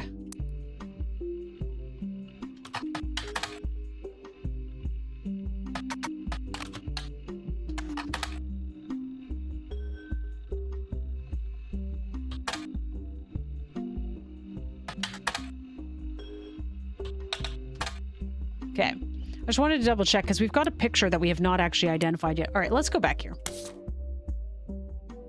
Just means you don't need to click through every periodic when you search certain things in periodicals. Aren't sure which one to look in, but you can tell some people prefer not to use it. Okay, good to know. Thank you. I thought I already did this. Why is it still showing as new? I mean, we got Clark out of this. Lauren's diary contains some labeled pictures. This is the next generation. Caption, an attempt to recapture the spirit of the 5 pieces photo with our generation. For old time's sake, we gathered on the warehouse floor. I wanted Eli to stand all the way on the left since, to me, he looked a lot like Pop did in the old one.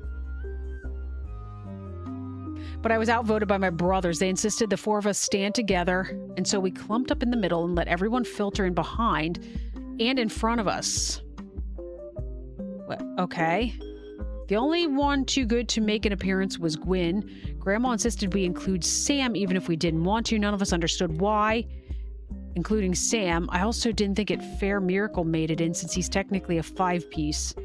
I guess my inner child still holds a grudge even after all these years. Wait, what? I am so confused about what this says. Let's go to the other generation. Let's start there. This picture was famous in our house. Pop even had it framed. Now, Pop is what she calls Clancy. That's him on the left. Oh, okay. Left. Clancy. Hang on.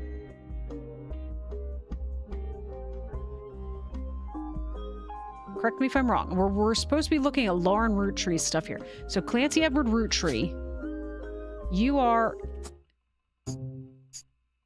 We got another lock-in.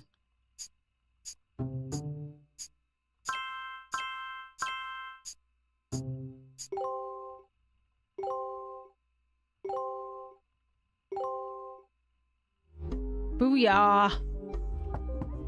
Oh. You're on a roll. I'll try to keep that momentum going. Carl's office was a mess, thanks to some burst pipes. But I unearthed a photo from a 1970s Roottree reunion. I also found some important-looking papers. You've traced 9 blood relatives so far. I'll have more to share after you find 9 more. Oh, gosh. Okay. I wasn't done yet. Okay,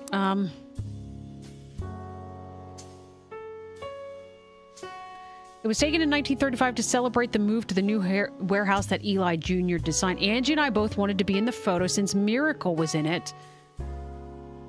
And the 3 of us were all about the same age. We were told only the 5 pieces, which didn't really go over well, to say the least. Eventually, I suppose to stop the tantrums, they posed us in front of the camera with Mr. Morden, who was there with Aunt Gwendolyn.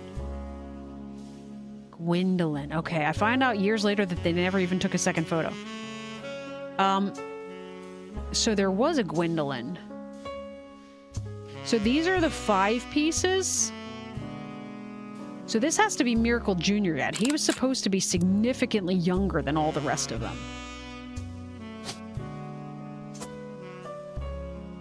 All right, and then we have...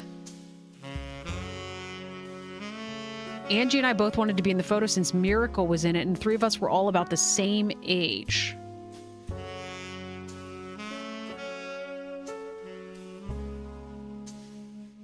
Oh, Miracle is the same age as, yes, that makes sense. So basically what they're saying, Miracle here is actually the same age as, Lauren, because he was 14 years behind. Well, we have Clancy Edward there. We know that one of the daughters is the oldest. I'm just not sure which one.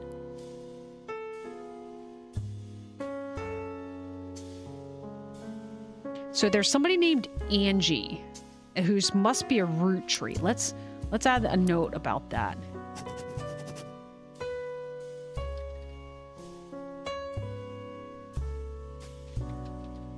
Same age as Lauren and Roottree from Next Gen. And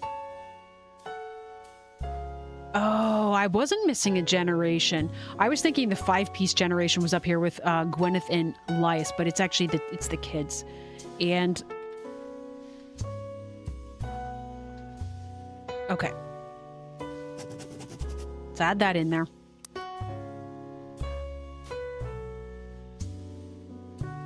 All right, so then if you would have to be Eli Jr., but what order do you come in?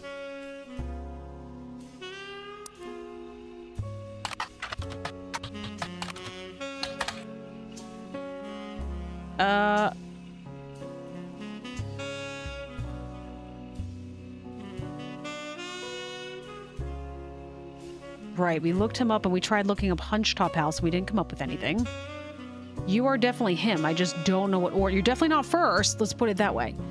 And then we have... I don't want to take pictures of people that I can't identify yet because I don't want to have too many of them and then not be able to place them. And speaking of which, can I now add... Here. I can add a second photo of Elias. That way it gets rid of that one. It doesn't get rid of it. It just shows it as being used. We don't know who Clancy Edward married either.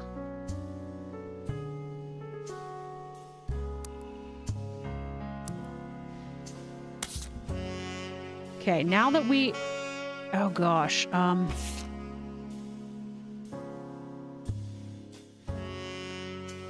attempt to recapture the spirit of the 5 pieces photo with our generation. For old time's sake, we gathered in the warehouse floor. I wanted Eli to stand all the way on the left, since to me he looked like a lot like Pop did in the old one. That might be him then. Or this one, I'm not sure. But I was outvoted by my brothers. They insisted the 4 of us stand together, so we clumped up in the middle. 1, 2, 3, 4. How many are in this generation? 1, 2, just 4. Not including these people. Are these people considered part of this generation? Or like, is it literally truly going down through like the president? Because if we're getting everybody, then there's that 7, 8, 9. There should be 10 people in the photo.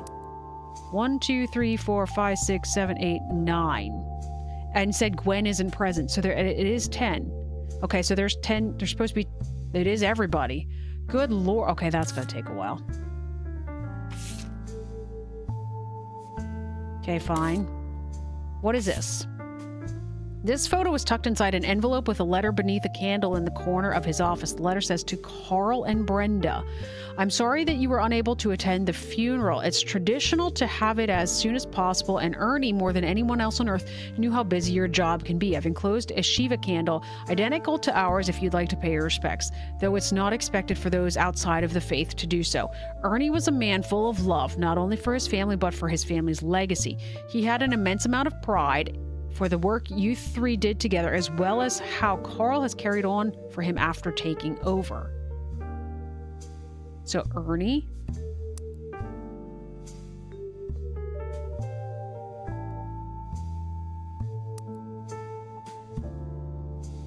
As for myself, it is impossible to express my gratitude enough for rescuing us from the panic and burden of endless bills. Though we caught it too late for him to get on the donor list, the company took care of us beyond our wildest expectations. It went unsaid at the time, but Ernie and I knew it had to have been Carl that convinced the trust, and that it was no coincidence that it happened shortly after your visit, Brenda. Up until the end, I had to stay strong, especially for Nicole's sake. We could never have done that much without the 2 of you fighting for us. Much love, Debbie.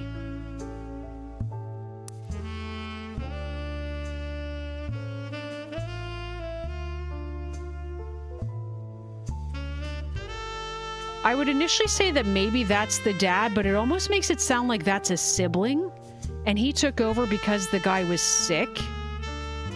So I'm not going to put anything in there yet, other than we know there's an Ernie who's probably acted as president. Is his name Ernest?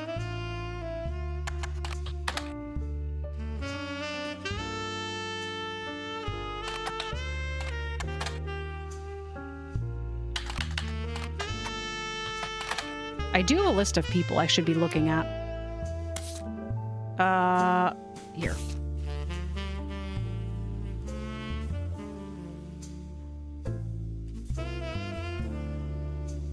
Oh, Ernest Madsen. Was there a Debbie Roottree then?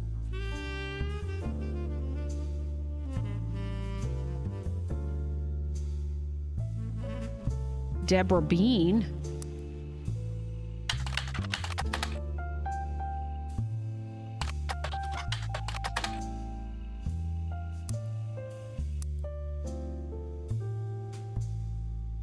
Okay, not sure yet. Let's look at some of these other pieces that we have. What are you? This photo has a note attached from your employer. Here's a bonus. When I pulled the water damage picture of the free spirits out of this frame, this fell out too. Written on the back of the photo is, couldn't make the reunion, wishing you well from Paris, Gwen and the boys. Okay, so this is Gwen.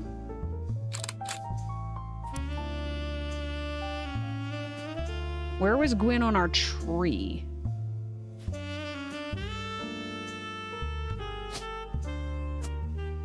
She has 2 boys. I just don't know what their names are. All right. So we've got some photos of them. I keep forgetting how to get around to some of the evidence. This was buried under a ton of other mail that Carl left in his inbox. It had a handwritten note attached that seemed personal. It is a flyer about a candidate for a local office, Stephanie Jones. On the back is an excerpt from a newspaper article from the Butler County Times about her campaign. Stephanie may have grown up in an unconventional family, to say the least, but in her words, it was still full of love. And now, 22 years later, with a baby of her own due around Christmas, her message for voters is simply, love our future. The handwritten note says, well, yep. She's apparently due around Christmas, so yes, she looks braggers. Carl, I know we don't see eye to eye when it comes to the candy company, but if you could talk to your girls about putting out a statement supporting Stephanie, she could use the publicity your daughters bring. Don't let our conflicts spread to the next generation. CM. Is this a former wife?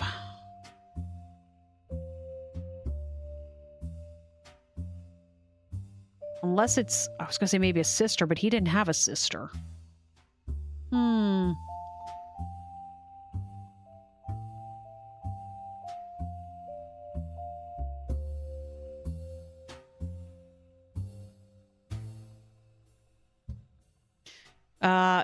The boys as in her kids or her bro and Clark or what? She didn't have any brothers. This is her trajectory here. She is an only child. I don't know who she was married to. So she had 2 sons. Did we ever actually learn who, speaking of which,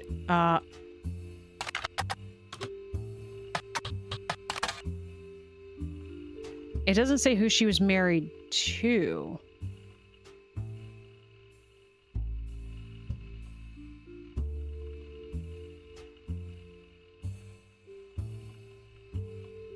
Other than she was a Rafferty, or should have been a Rafferty.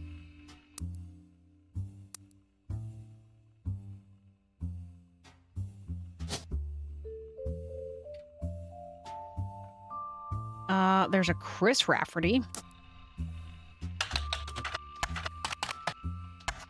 The other ones look female. I'm gonna guess Chris Rafferty's probably her dad, but I'm not sure. All right. This says CM. What?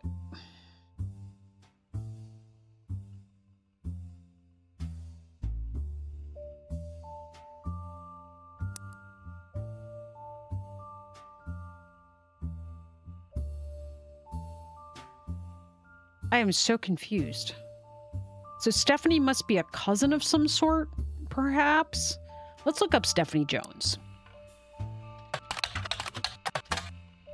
You learn from an election results page that Stephanie Jones is a candidate for city council, won her campaign on election day about a month ago. You find no mention of the Rootrees in any articles about her. Stephanie also has a very bare bones website for her campaign. It is simply a picture of her campaign mailer, and underneath it says, be sure to read the full article in the Butler County Times. Okay.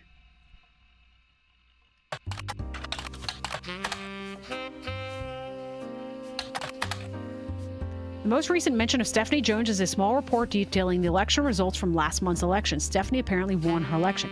You also find the full version of the newspaper clipping on the back of the campaign mailer. While most of it is unimportant, you do find the following. Stephanie Jones, born Stephanie Landon, until her marriage to local business owner Brian Jones, has lived in Butler County her whole life. Stephanie grew up in a home without a father. With my mother and her partner, I essentially had an entirely female influence.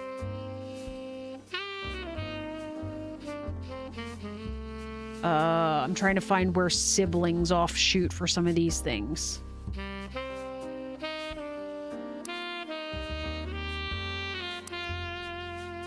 Though she's a distant cousin of the Rootrees, her mother Carolyn, a local artist who's appeared on the front page of the Butler County Times in the past, has often come out opposed to the corporation's policies regarding deforestation of indigenous trees to expand their maple farms. Unlike my mother, I'm not a fighter. I want to bring love to the world. Okay, we need a page for this lady.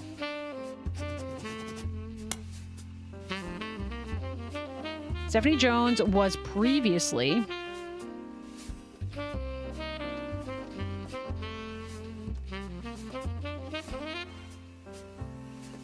this is her well, okay.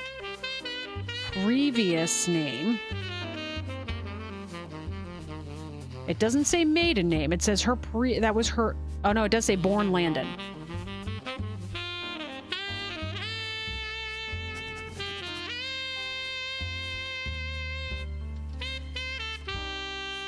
She married Brian Jones. She had 2 mothers. Carolyn, mom, is local artist.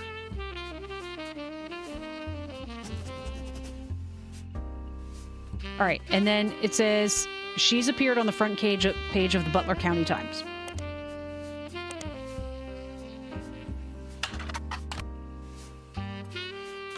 Would it be Carolyn Landon, or is that...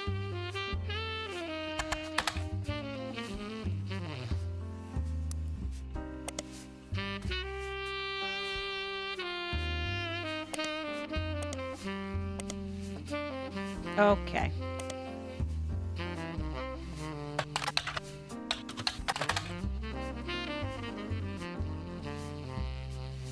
So Carolyn's name might not be Landon.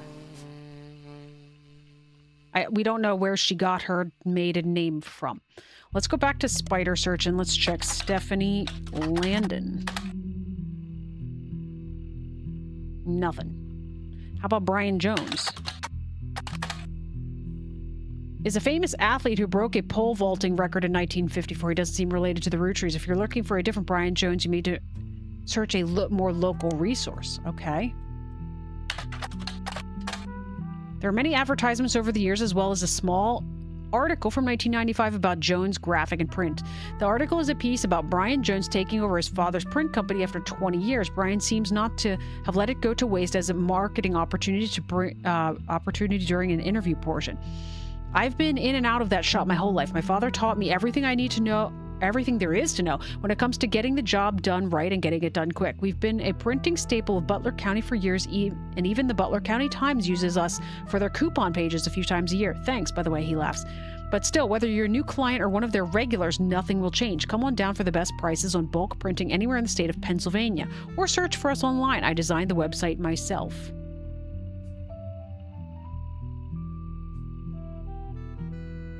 Okay, let's spider search Jones.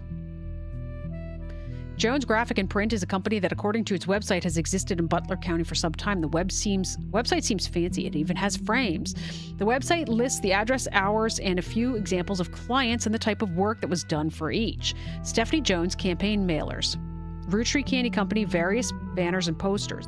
Butler County Holiday Light Post banners. Miracle Network tour flyers. Roottree Motors coupon flyers. Butler County School District various... Okay, that's a lot of stuff. I think I just wanted really this here. Okay. We looked this up. We're going to delete this. I think we looked these up too. We could put that at the bottom. Delete page. Okay.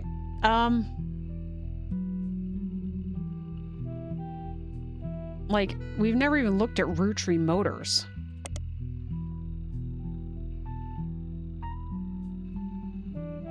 All right, local business might be featured other places. So this is Roottree Motors. There's an ad for Roottree Motors in the paper. It seems Roottree Motors used to be called Wilkins Motors. I see that, Garyetta. I don't know if Anne's seen it yet. An ad for the Roottree Motors has run in every week's Butler County Times for many years, but recently has been changed to include a picture. 3 different unique versions of the ad have been added to your... Oh, okay. All right. All right. All right, so this is Stephanie Jones. I still don't know where she belongs on the thing. A Roottree Motors ad that ran from 74 to 77 advertises the former name of Roottree Motors as Wilkins Motors. Wilkins Motors is still the same family business, but has joined the Roottree family. So somebody married somebody named Wilkins, is what I'm learning. Call the fixers at 555 fix her up. I like it. All right, what else do we have here? Oh, it's still saying I have stuff in here it wants me to find, I think.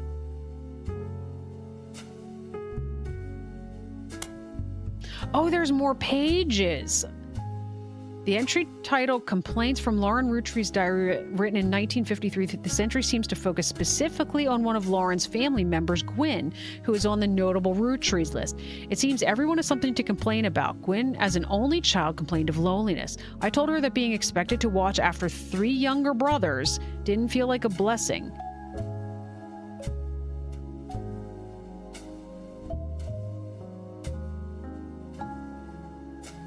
Wait a second.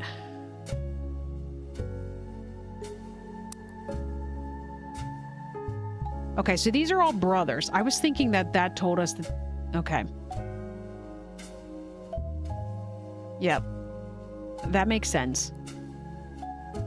But it fell on deaf ears. During the summer when I went to stay with her and Aunt Margot, I hoped she would be the sister I never had and that I'd do the same for her. So is her mom's name Margot?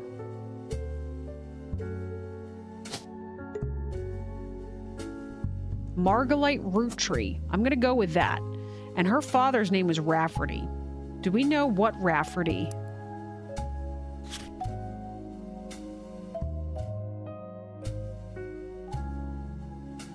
No. Okay, let's keep going. I never had that, and I'd do the same for her. I even tried to dye my hair blonde to fit in with the 2 of them. What a mess. But she just complained. To her, I was the lucky cousin. Now she's off living the glamorous life while I'm stuck here with Clark. I must admit, which is sad, that's her son. I must admit, seeing her everywhere contributes to my unhappiness. Her visage stares at me even now from my coffee table. She gets to be in starlet and tell tales of how she gallivants around the world kissing the likes of Harrison Lane and Wild Bill Williams. She's the first Roottree woman to be anything other than a housewife, and I am jealous. If I were not a single mother, could I make my own way in this world? So is that...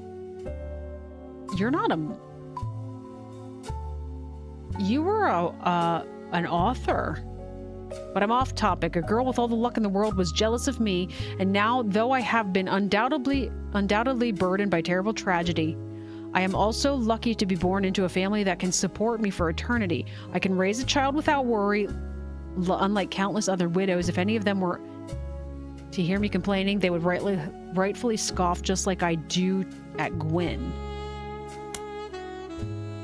An entry titled Dynasty from Lauren Rootree's Diary, written in 1958. It focuses on the day her grandfather Elias announced he would step down as president of the Roottree Candy Company and the meeting to determine his successor.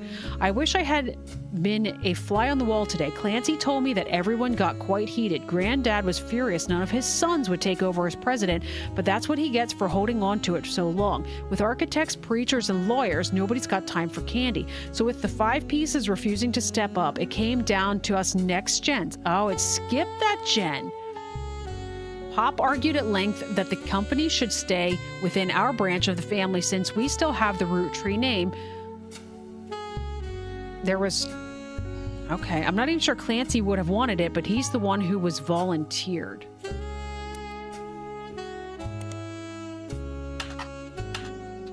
She did mention, and I think we... We did search for Clancy.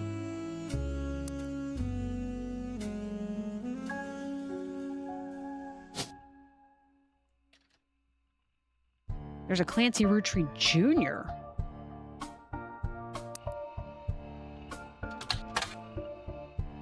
Nope.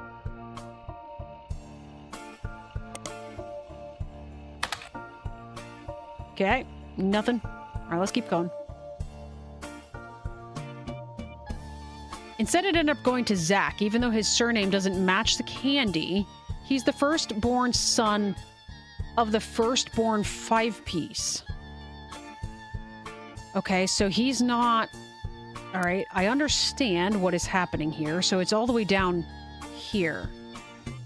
So his name is Zach. So there's Zachariah Morden. We had somebody with a Morden name, did we not?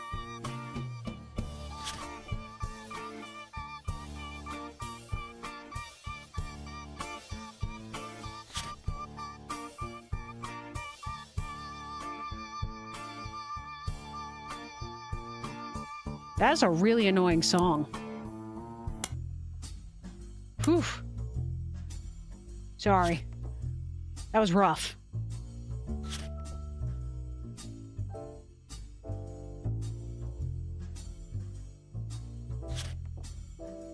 Okay. I'll leave those alone.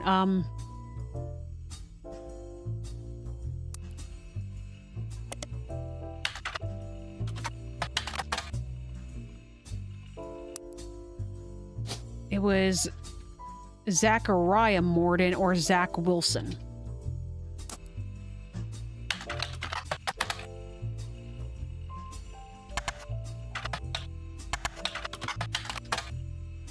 Okay. You're gonna fight me here, game. All right. I'm not sure how that's relevant to running a company, but Granddad has always been had very particular views when it came to his bloodline. I asked Clancy if it ever came up that a woman could take over. After all, Angie's older than Zach. And I'm next oldest of us all, but he just laughed. I'll never forget the cuss words Pop used when he told Ma it wouldn't go to us. Mother, ever the quick-witted, at least with catty remarks countered back, maybe they wanted it to go to the only member of the family who looks like he samples the product. Oh.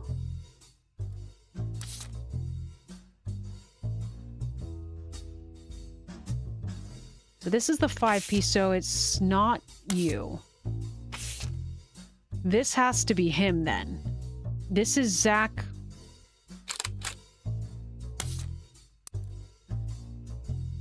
And it's the firstborn of the firstborn. So it should be you.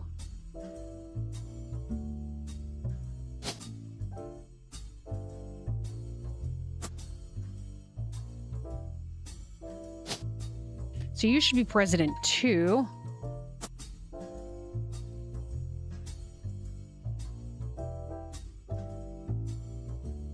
That might make Carl the 4th president then. I'm not sure. Okay.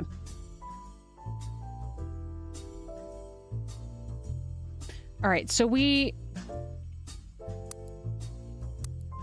what were we looking at? It was this.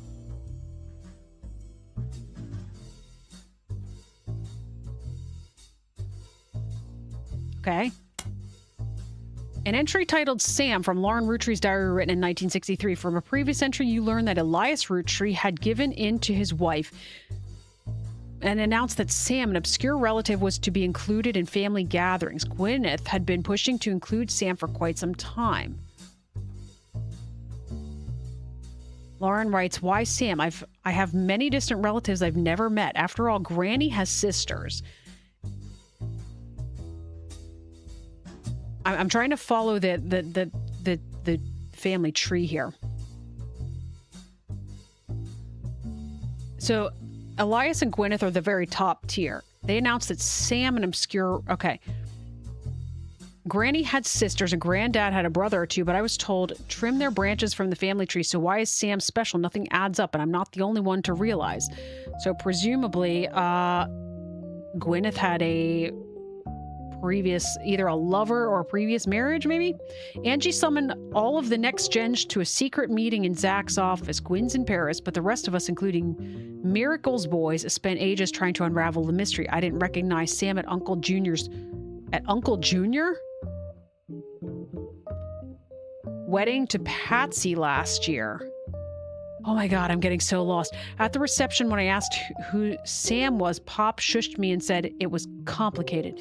Clancy swore he saw Sam working alongside the farmhands, EC and John, when he used to drive past the old Anderson farm on his way to work. Upon hearing that, Zach checked the records and managed to confirm all three are on the books. The Anderson farm. That was... Gwyneth was an Anderson. Okay, this is EC. Okay, I see what this is now. This is probably Elias.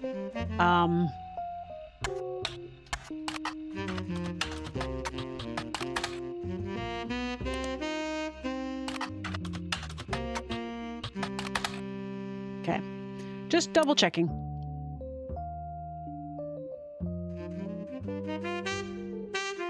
Eli, Miracle's youngest, not my brother. Miracle's youngest. Okay.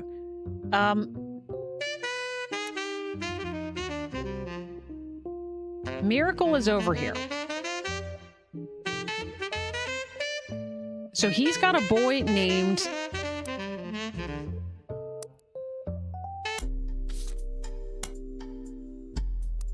Had to get off of that again.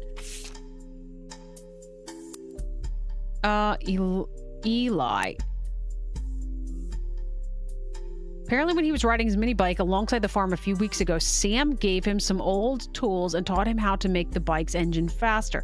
None of us think that proper for a multitude of reasons, but Eli certainly seems thrilled. At the end of the day, nothing explains why an outsider has cozied into family affairs, especially one who works on the farm of all places. Whatever happened to blood is thicker than syrup? Why is Granddad making an exception now? One of the final entries called Clark from Lauren Roottree's diary, written in 1964. Clark's getting married, and in my opinion, far too young. He's barely 18, for goodness sake. And Danielle isn't much older, but openly confronting them would make me a hypocrite. After all, Jacob and I got married at 16. Do we have her husband? We do, Jacob Rafferty. All right, this is Clark Rafferty. You're getting married to Danielle.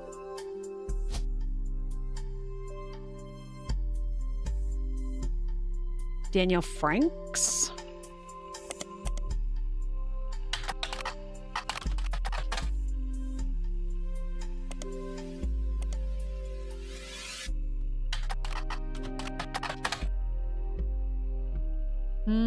Yeah, probably the most likely place.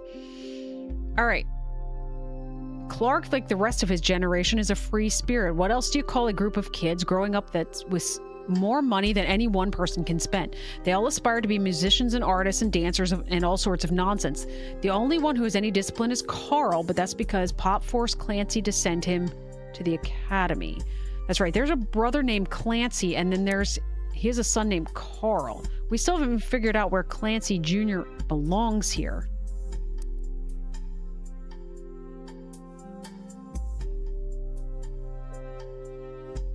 Carl just died. Oh, right. Carl Roottree.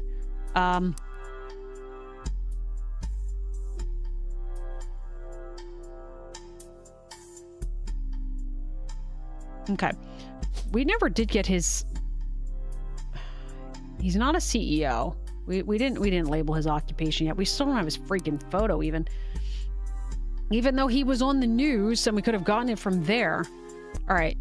Maybe I'm just getting old, but our generation was never so bad. My brothers all seemed to pursue paths of knowledge, and the most rebellious thing any of us ever did was bring home someone who would be illegal to marry if we lived anywhere south of Pennsylvania. Pop seems to have gotten over it because Edward is set to take over his department once he retires. Edward. And as for me, my first published book, Swashbuckle My Heart, is based on the pirate stories She has so much information in her profile. I used to invent with Jacob when we were walking in the woods after school. I think he'd be proud that Clark and I are carrying on his name. Even my cousins are doing well. Zach's not a bad president after all, and his sister seems to be doing a good job raising her twins, Gwyn and Gwyn. Oh gosh. Oh, no. Gwyn is Gwyn. I thought this was saying they named their twins Gwyn and Gwyn. But at least she came out after the divorce with her head held high. She even told us she might come home next year so we can meet her kids. But the free spirits, in any other family, they'd all end up on the streets, even Clark. Okay. Yeah, this has to be the free spirits. This is one from the 70s, and Carl's the teenager in the middle.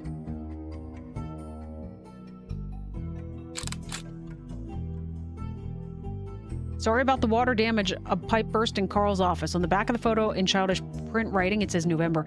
There are a large number of cursive signatures. They include Bonnie, next president, Guy Hudson, Ernie Jr., Carolyn, Gwyneth M., Gwendolyn, Miracle Jr., Jim Roottree, Clark, Carl, and Eli. All right, I'm going to put in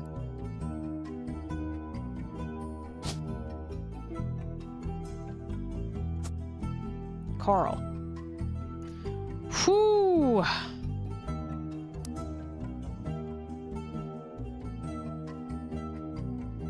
This looks like Miracle Jr. Like, he has this tendency to wear these rainbow ties, it looks like. Like, tell me that's not the same guy.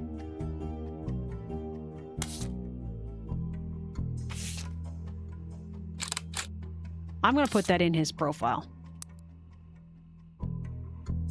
Where are you? Where are you, sir?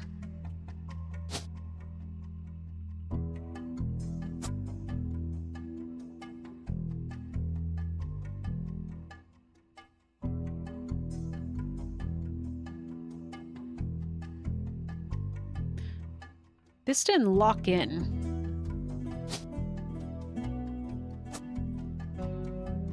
Okay. There was so much information and all of that stuff. Gosh, let's check this out in the library.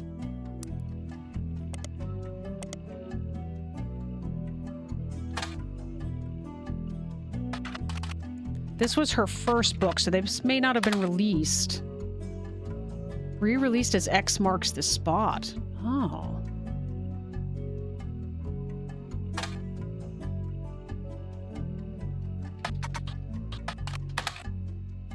According to the back of the book, this is a buried treasure by Lauren Roottree from the author of the Court series. It also says, keep an eye out for Lauren Roottree's next book, Revisiting the Diary 10 years later, releasing in 1975. Okay, hang on.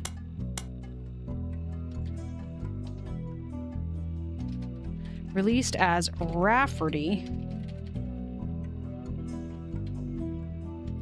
Re-released as X Marks the Spot as Roottree. All right, now.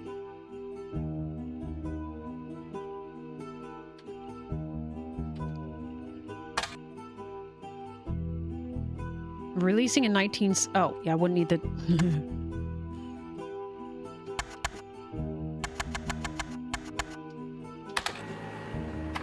There we go. This was a version of Lauren Rootree's diary released in 1975. Unlike the original diary, it contains no pictures, but has many new passages that reflect on her thoughts 10 years later.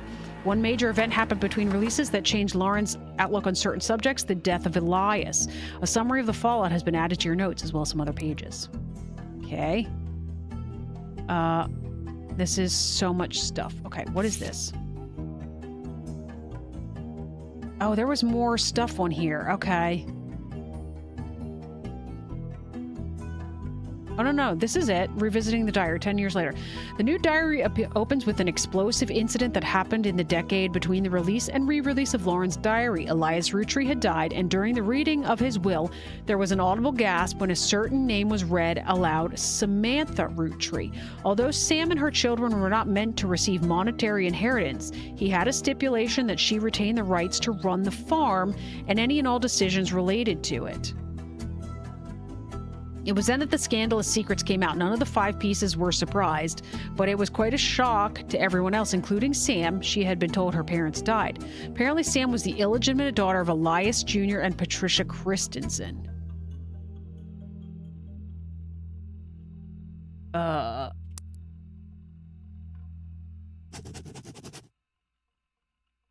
Samantha Roottree, daughter of Elias Roottree Jr. and Patricia Christensen. I don't think I've been able to find...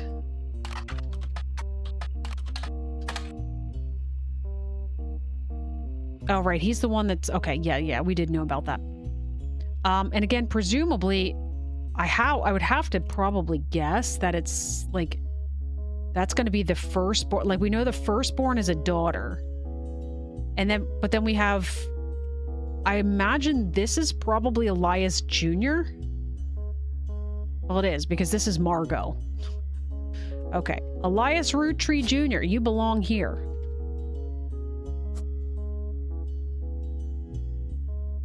Oh, here we go. So this is probably related to Samantha, which is why it's tagged out from here.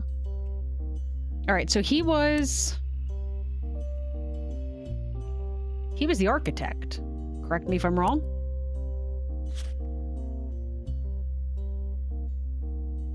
He was an owner anyway. We don't know much about, like, was he listed as a CEO or owner?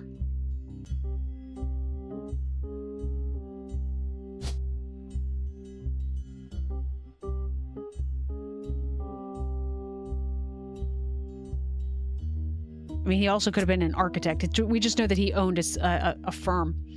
All right. Illegitimate daughter.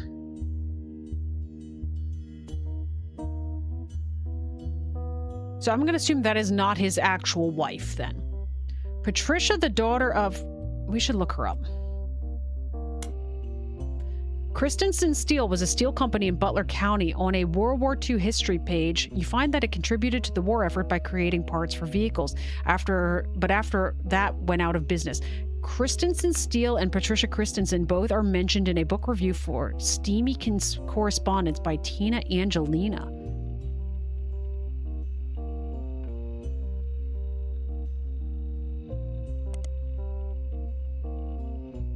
I need the Tina Angelina. This is a book of historical letters with an erotic twist. Each letter is accompanied by a note from the book's author. A letter from the book has been added. Okay. Okay.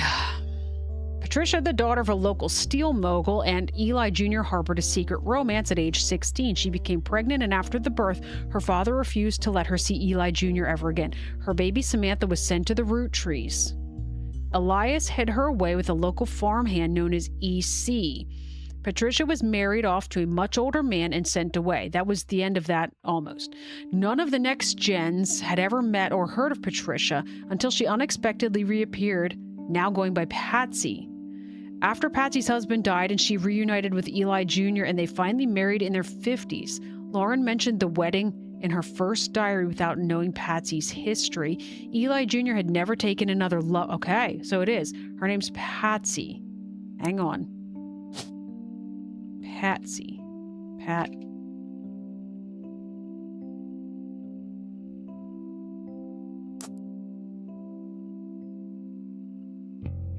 Yeah, it's Christensen. That's right. We were supposed to go by her original name.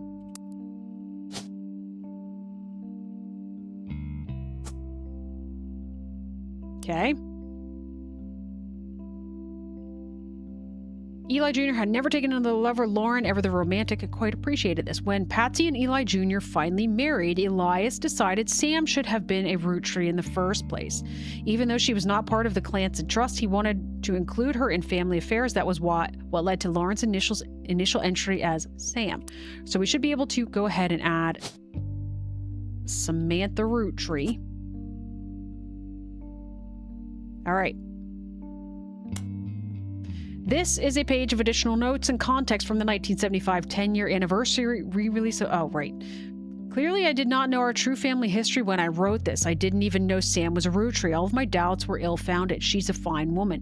Had she had the chance to grow up with us, Sam might have been the sister figure Gwyn never was. Ernie and his kids are lucky to have her. Ernie and the kids.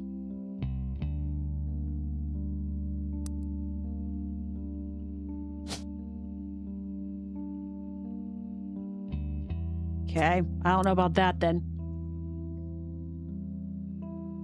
And her children seem eager to help the family in their own ways. Ernie Jr. has been learning the day-to-day from Zach. It has been a long, long time since any real Roottree was as excited and interested in the actual candy as Ernie. As a bonus, Gwyneth has the green thumb of her mother and her adopted grandfather.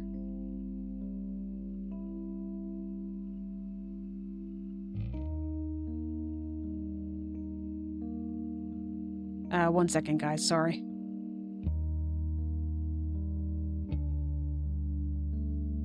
All right. What I'm most ashamed of is not figuring it all out myself. Sam's a spitting image of Patsy with her jet black hair and green eyes. She doesn't have the thick glasses Patsy did, of course, but I guess that skips a generation. Okay. Which generation was...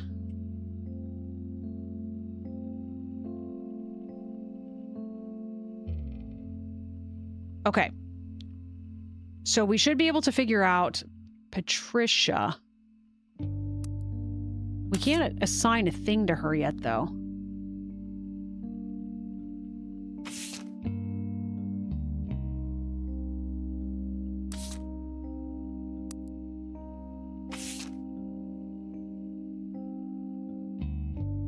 Oh, she doesn't have. Okay. I was kind of thinking we would be able to actually, get her picture based on the fact, but well, we're not going to have Patsy's because she's not a Roottree, right?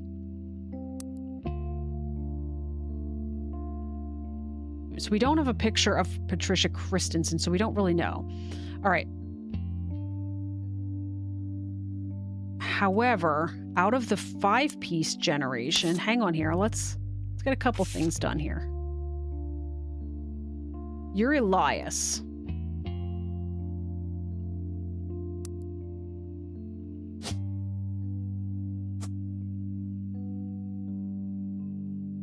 Okay, Elias Jr. I'm going to mark you as an architect. I don't know if that is the appropriate thing, but we can change it later if it's not correct.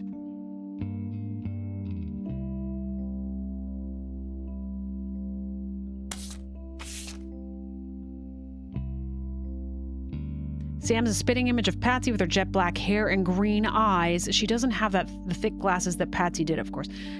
Maybe that's a thing, though, we could use. So from that generation... So she would be the next generation. So we might be able to take a look. This is next gen.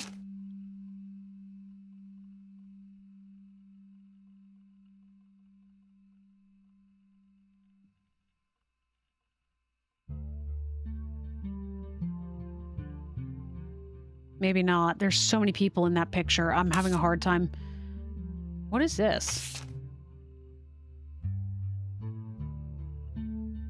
1934, someone who goes by Patch wrote a letter full of innuendo to an unknown gentleman who it is clear she had a romantic history with. Patch is thought by the book's author to have been Patricia Christensen, a daughter of the owner of Christensen Steel.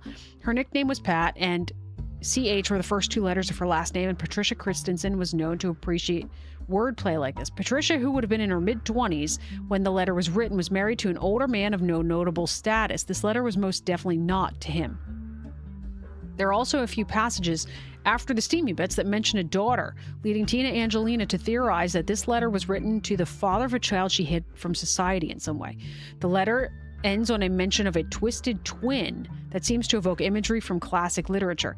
If not for her story, yours and mine would be the most tragic tale ever told. How awful... How awful is it that such beauty was ripped from its rightful fate, and worse, sent to live in possession of your brother's twisted twin? What? Left an outcast, forced to live to a life of labor under a wicked relative. It's like something from the start of a children's fable. She deserves not the life he has been sentenced to. I can't stand to be apart from you both. Someday I shall return to you, and I pray that he has not corrupted her to know his sins. I swear that on that joyous day, with all the strength I can muster, I will fight for our child's freedom. Let us pray her fable has a happy ending. Tina has no theory for the more cryptic parts of that. For what the cryptic parts of that may mean. I'm confused. I do know she was sent to a farm. Okay. All right, let's keep going here.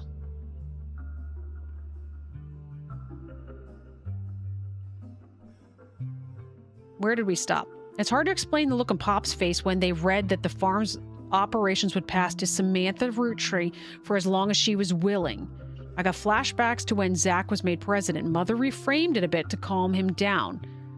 Sam wouldn't receive any candy money after all, and was essentially inheriting the right to rule over the peasants for eternity.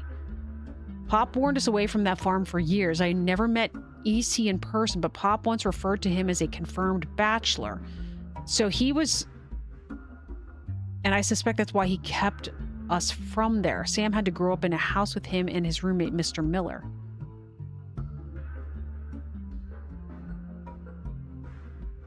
I'm confused about Mr. Miller. I'm not sure Sam will ever forgive Uncle Junior or Patsy for abandoning her to that life. Okay, so this is Elias Jr., I think? If I were her, I might never forgive them either, but even so, she seems to blame more than just the two of them. She has no problems with us next gens, but she has a palpable hatred for the Five Pieces and Elias and Gwyneth. Oh. Reading this back, I get deja vu. As I write this addendum, Clark's gotten married again. No Roottree has ever remarried. Sure, I lost Jacob and Gwyn divorced Wild Bill. Oh, she was married to Wild Bill. We had Wild Bill's name. He was in one of the,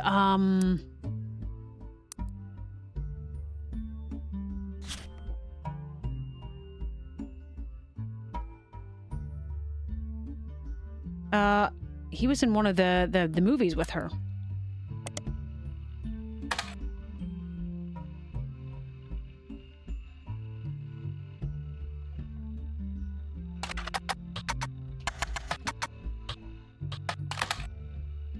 Let's see.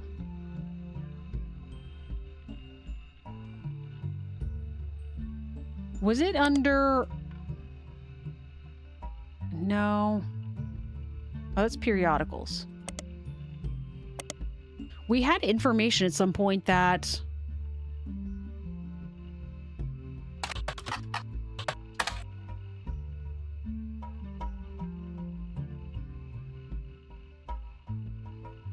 It was in...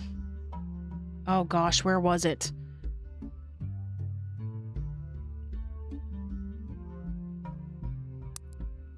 All right, so Gwyn was married to Bill.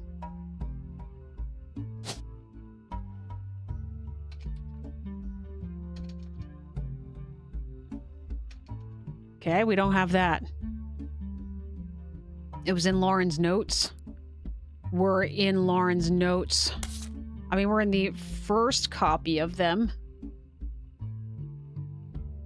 Or, I'm sorry, the second copy of them. Let's see.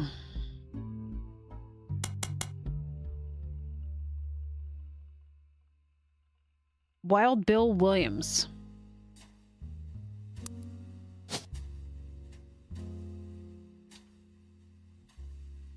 Okay.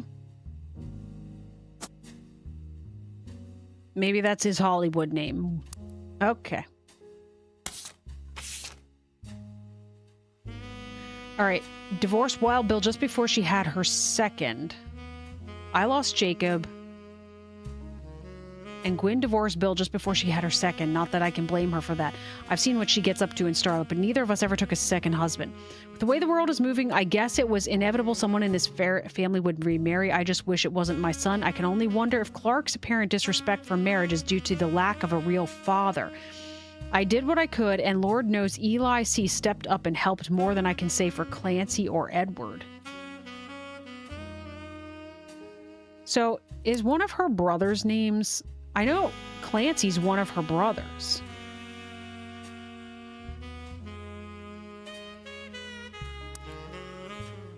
Eli C. practically raised Clark and Jim as brothers whenever he could. Okay, Eli C. practically...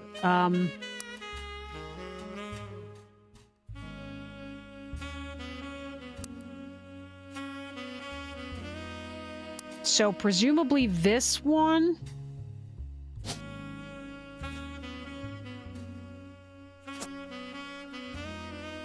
Because this is James Roottree, so she's saying that her brother helped raise her son Clark with his son Jim. All right. Eli's marriage seems fine, and Jim's marriage seems solid as a rock, pun intended. Ha ha ha, because he's married to Diamond LaRue. So who knows what causes these things? Do we have her in there, by the way? We do. I suspect that he's marrying Jane to keep her from running out on the band. Without her, he'd be the third wheel, and I imagine they wouldn't last long as a trio, but still, I don't think that a marriage on such a shaky foundation like that can last, and Lord knows I was right last time. So he married somebody named Jane as his second marriage, though.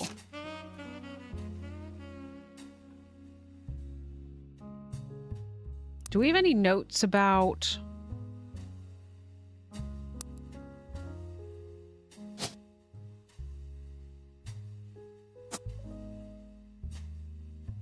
Okay, we did have pictures.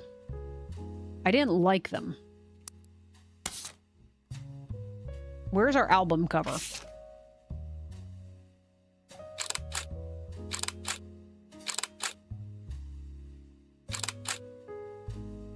All right, so let's look at these again. Diamond is blonde. James has, like, dark hair.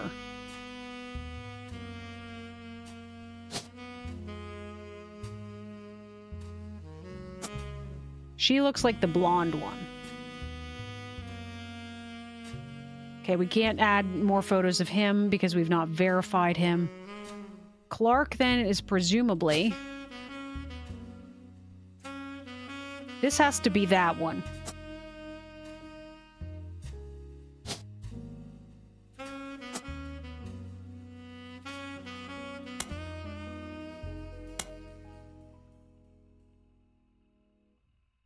Okay, hopefully those are all correct.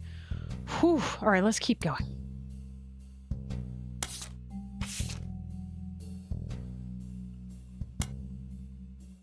The biggest complaint I got after publishing my diary was how many similar names there are, and I get it. There are 4 Elis, for Pete's sake, but that's how it is. Someone would say, I saw Eli in town. I wouldn't know which one they meant. My brother, my uncle, my cousin. That's why they became Uncle Junior or Miracles Eli or Eli C.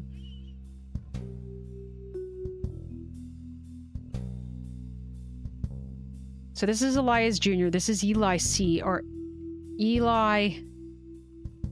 That's got to be Eli M then, which is supposed to be the youngest child of Miracle.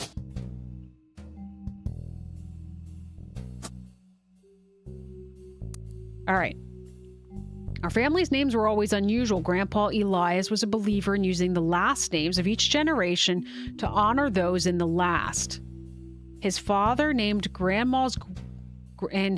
his father and Grandma Gwyneth's father were named Edward and Clancy.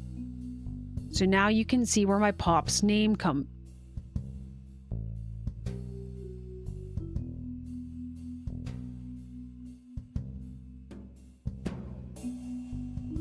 His father and Grandma Gwyneth's father were named Edward and Clancy. And so her father's name was Edward Clancy Roottree.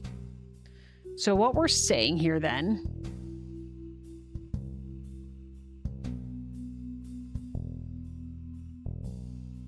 We don't know his mother's name, but perhaps her name is Gwen.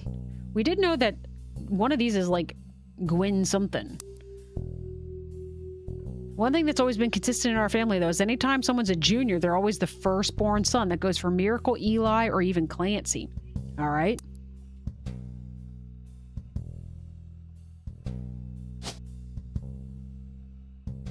Clancy Jr. Roottree. All right, she mentioned all of her brothers. I don't remember what this one's name was.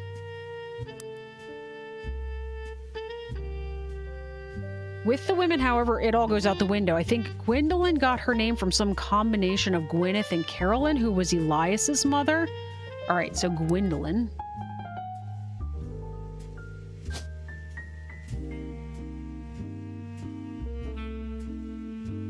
She would have been Roottree by birth.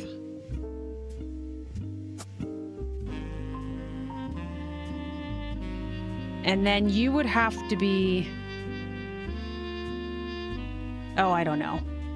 That's Zach something.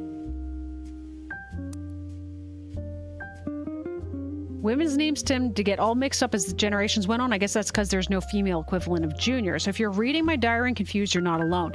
Even the government had problems. I remember once receiving certified mail for an Edward Clancy Roottree. I had to break the news that they got my father's name backwards. Apparently, this is the first thing she could find that she ever wrote. She knows it was for a school assignment about anger, and she believes based on the teacher's name, she must have been in 3rd grade. She doesn't remember the events spelled out here, but she does remember getting in trouble. I got angry when I met a new girl who I do not like. She was dirty and did not have a pretty dress. Me and Pop walked home in town, and she hugged him. When I told her he was my Pop, she pushed me. I got angry and yelled at her, and Pop said to treat her nice. Then he said, "Your Pop..." Then she said, "Your Pop is my dad." She screamed it loud in my ear. She was lying to me, and lying is not a nice thing, so I pushed her away too. Then I got in trouble, and Pop took her away. He told me, "Don't worry, I'm glad she's gone." Wait, so Pop has an illegitimate child too?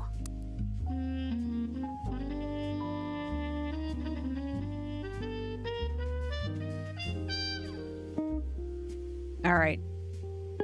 That's the end of that one.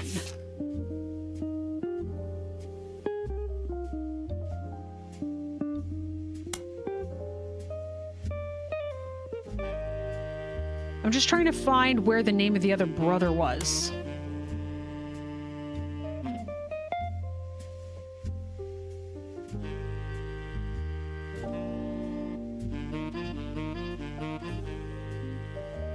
A lot of inbreeding in the valleys.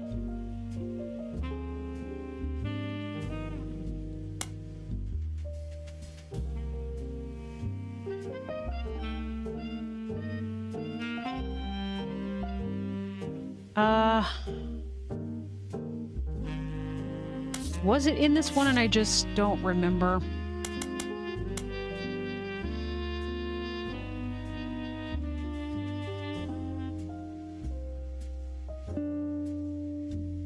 She mentions Clark at some point.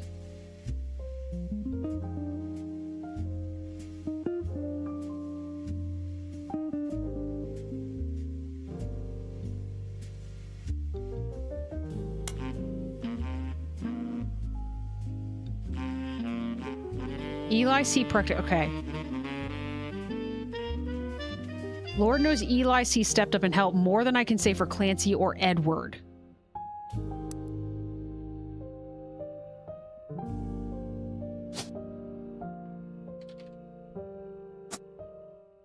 Okay, I've got names.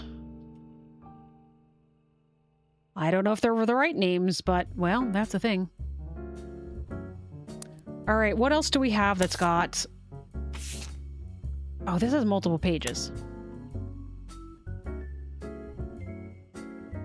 Roottree Motors are the local family mechanic.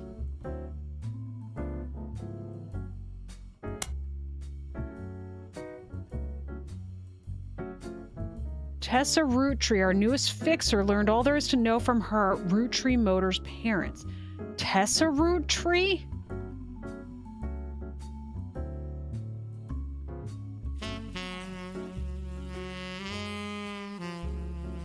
Okay, so there's a Tessa Roottree involved too. Okay. Are these things like... Are these still connections we haven't found?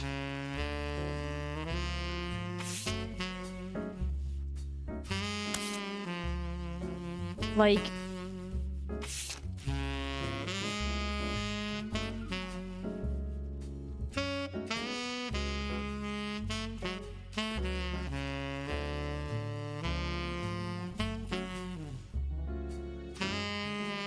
Something at the bottom of the evidence?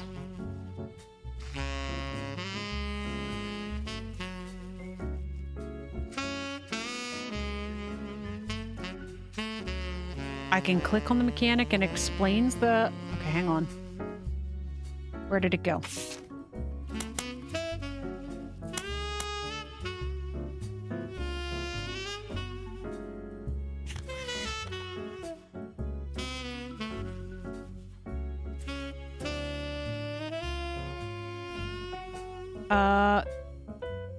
Yeah, that's what I'm in, I think. Oh, you're talking about the actual... Yeah, I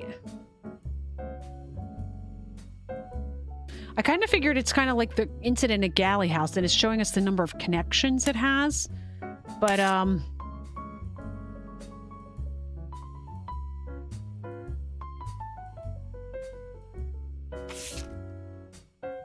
like, we know this is... Did we put him in here? I don't think...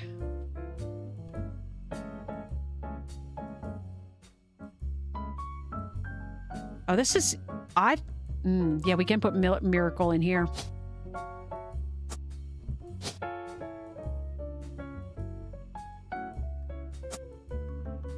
All right, we don't... do we know what he is, actually?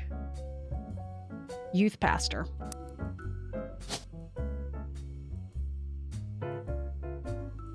Maybe just pastor.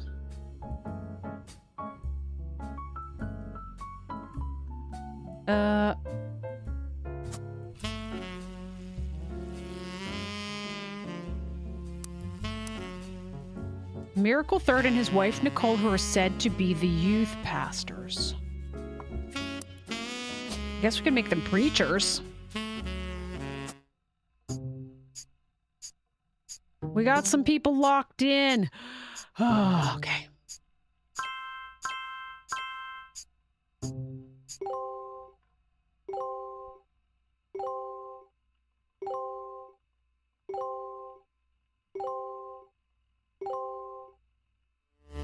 Nice. Oh, that makes me feel good.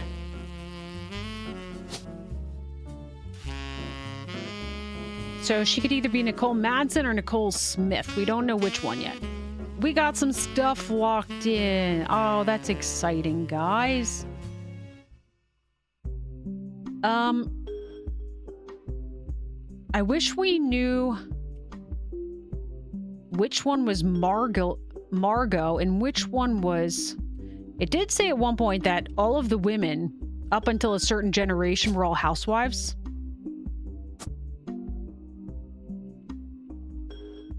I just wish we knew which one. This is the 5. Which one is Gwendolyn and which one is Margot?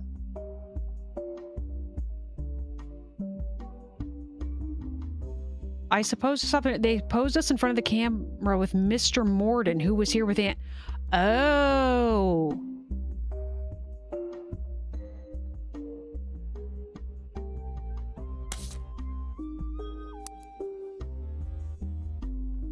Mr. Morden was here with Gwendolyn. So your name then is going to be Zach Morden. I do believe.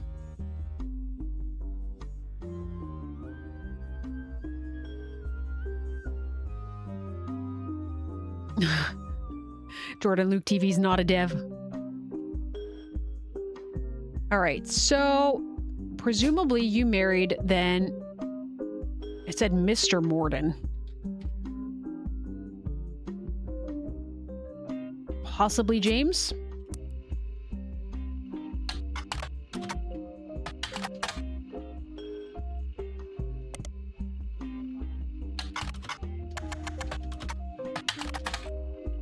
What about...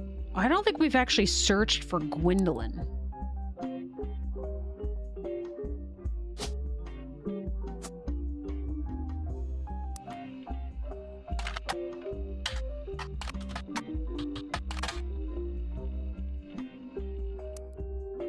Gwendolyn... Yeah, I spelled that correct. Okay.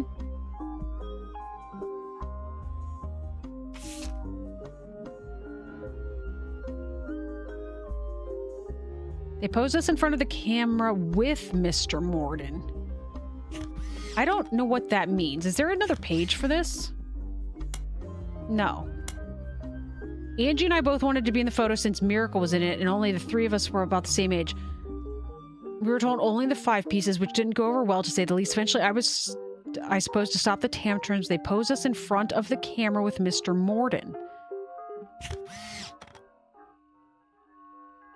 Like, those kids are not in this picture.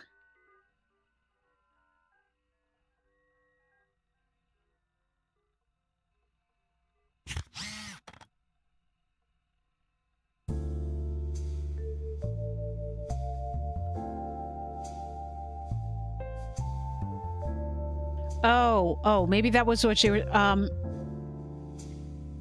they did quote unquote did a second photo with the 2 kids, Angie and Lauren, and Mr. Morden. I found out years later they never even took a second photo. The one on the far left looks like Henry Ford. Nice. That's a really pretty necklace. I would kind of like to have it.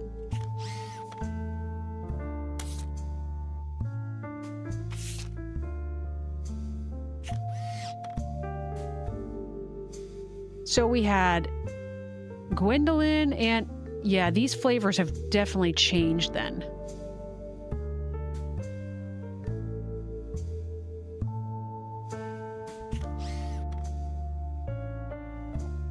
Okay. There is a lot of information here that I'm not really quite sure.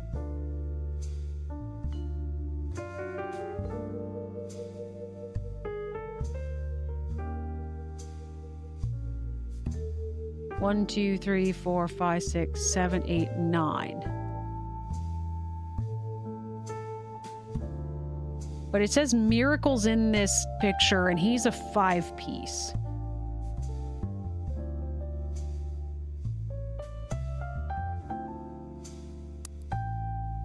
I thought we determined 1, 2.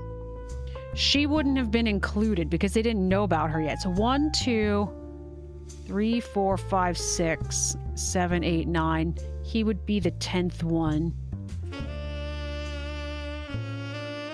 We just need to know what he looks like when he's older. He's got an eye patch.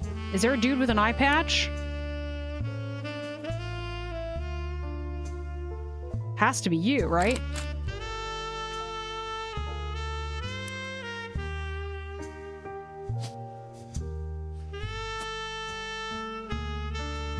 Because he's also got the rainbow tie, which seems to be kind of... And then... Hang on, let's look at this again. Because we need Miracle, Roottree Jr., and Elias. Maybe I made the wrong assumption there? Wait, hang on.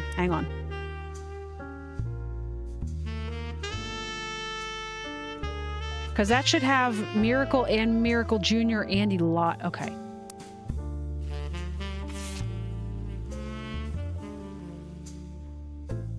He had an eye patch on. Like, that's the only one that kind of makes sense. Maybe I should take that out. I'm not confident in that.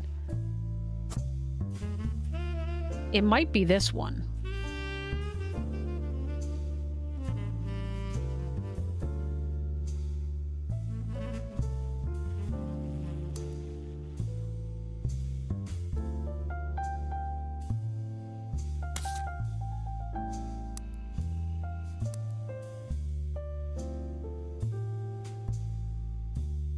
I don't know where I got that photo from.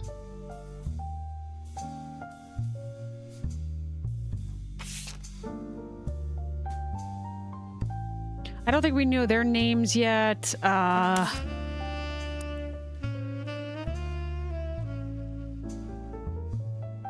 Yeah, I'm a little torn in that picture. So we know this is Zach. Oh, that was not what I wanted to do. Okay.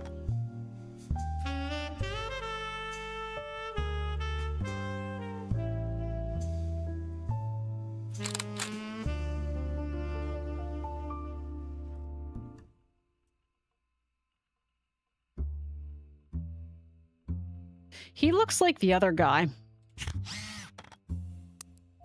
Like, is he not the spitting image of the one you said looked like Henry Ford?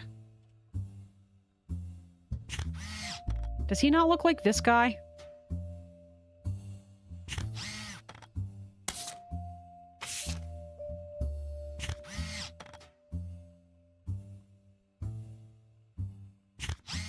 So that guy was... Like, I'm probably not going to mark him down. Oh, yeah, I wouldn't be able to anyway, because if he is, he's one of 3 brothers here, and I don't know which one. Do we even know who you married?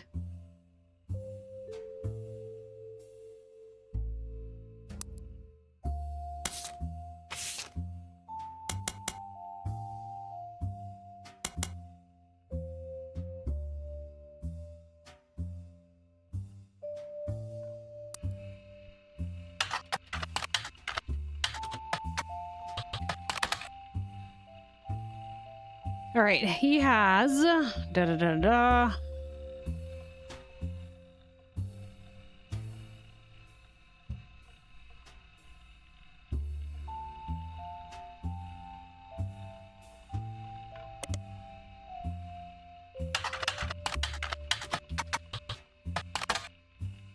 Okay, nothing in there.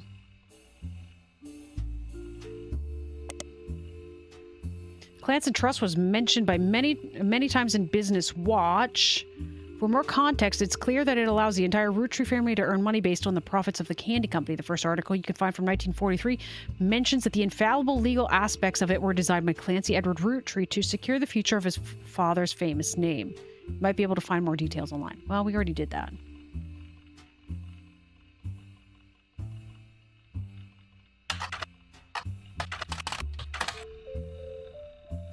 Okay, so we did look that up.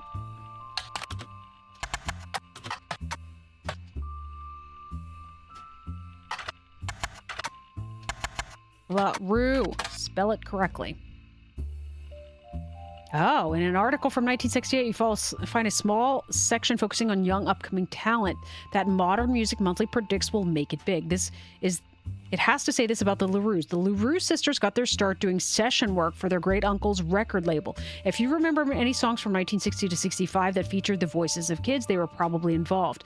Back then, they were credited as the Lucky LaRues. Now that he's passed, they've moved on to bigger and better ventures and are going by their full names. Diamond and Jane have been touring with some famous faces. Ever heard of the Roottrees? And are looking to release an album sometime in the next year. Youngest Kim is about to step into a prominent role on Broadway, taking over for one of the children in Oliver, the Lucky LaRues indeed. So we have a Kim LaRue, and we have the Lucky LaRues. Way down in the credentials section of her biography, it mentions she got her start as a young girl when she was Jane LaRue of the Lucky LaRues. It also mentions to her to only contact her agent in the event that you actually wish to hire her, and that any and all inquiries about her past or her sister would be ignored.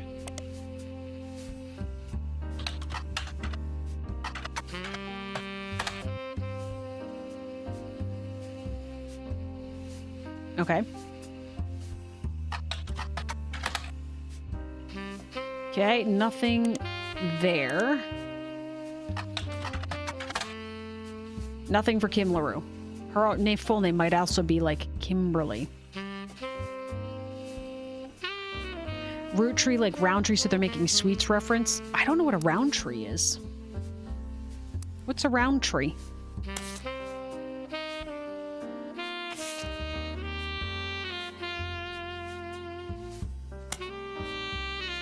All right.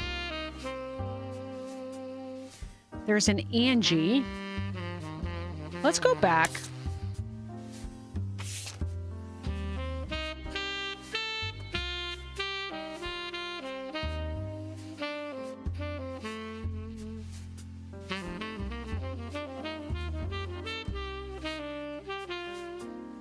There's an Angie.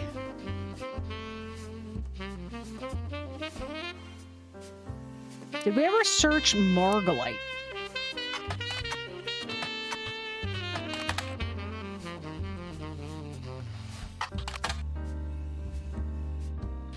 It's a sweet you chew.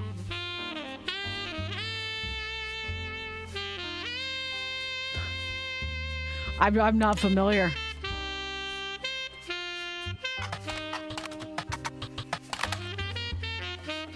Okay. Wait, was Margot's name... Her name was Roottree before she got married. We don't know... What was your name? We had a different name for you.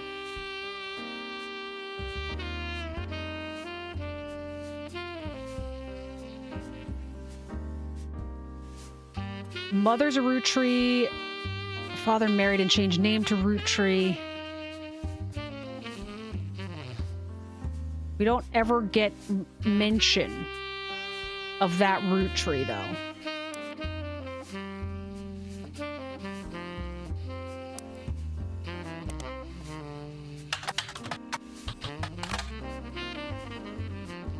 I'm just kind of looking up some names on this list to kind of see what we can find out about them. I forgot, too, that the men are in different sections. What about Robert Roottree?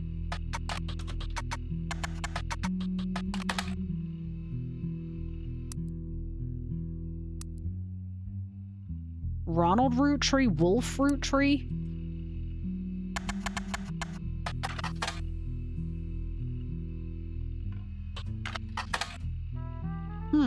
Okay. It's a British sweet company. Listen, I never read the pack, I just ate the sweets.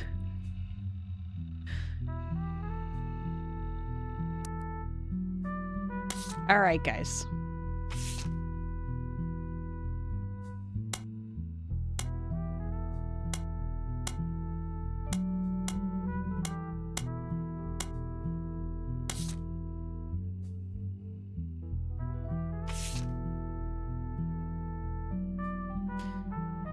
Granny had sisters and Granddad had a brother or two, but I was told trim their branches. Okay, so why is Sam special? We got Sam.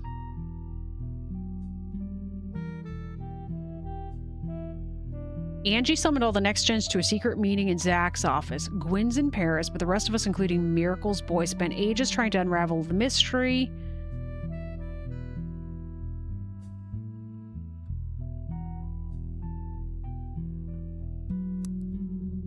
We have all that labeled, correct?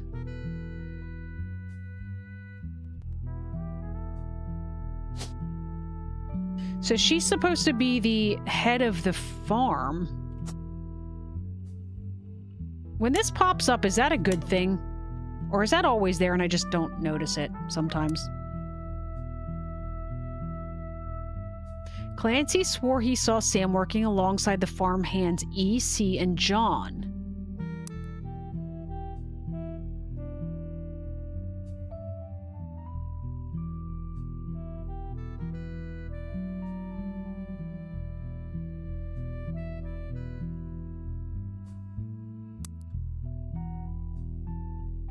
Is there a John?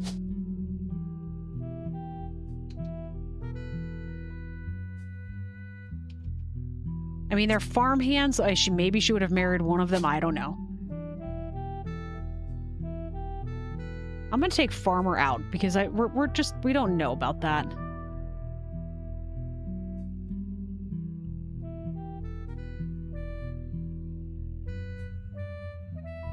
Okay, we solidified Jane LaRue. That makes me feel better.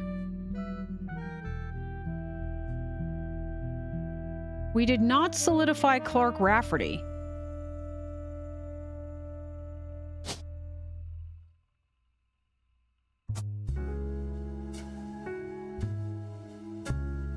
Although, did I add his picture in after?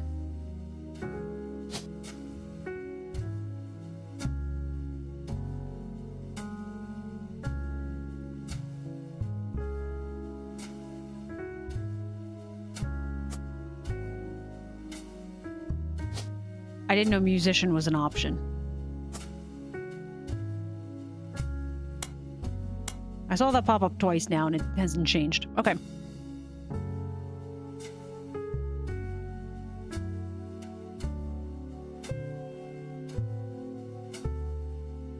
All right, guys, what do we think here? Where is the next piece I need?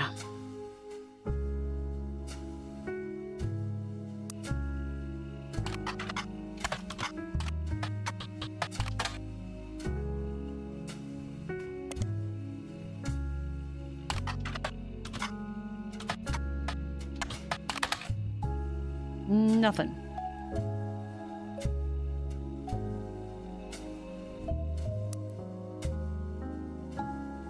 Eli, Miracle's youngest, not my brother, even chimed in. Apparently he was riding his mini bike alongside the farm a few weeks ago. Sam gave him some old tools.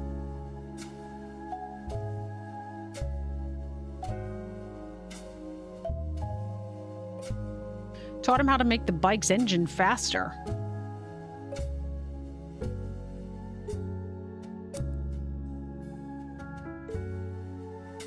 So potentially her daughter is the one that became the mechanic?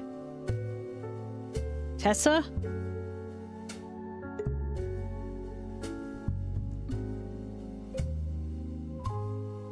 All right. Does it say...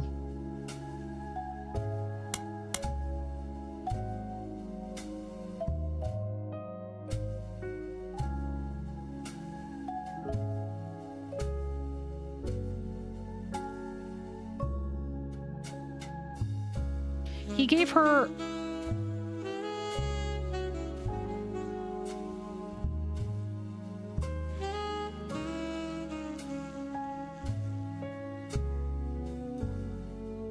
It says Ernie. So there's an Ernie and an Ernie Jr.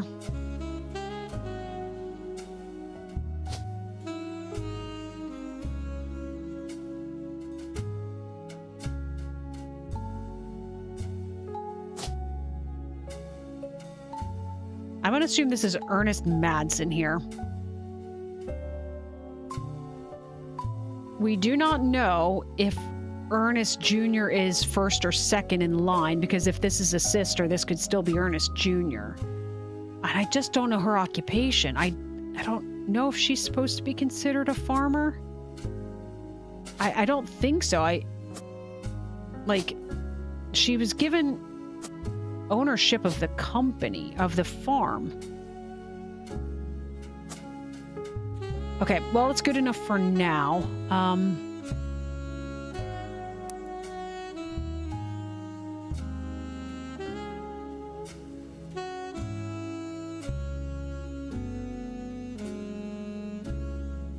As a bonus, Gwyneth has a green thumb of her mother. So there is a sister. The sister's name is Gwyneth. Because naturally we needed another Gwyneth on the thing here. So it would be Gwyneth Madsen, I do believe. Let me make sure that that's an option.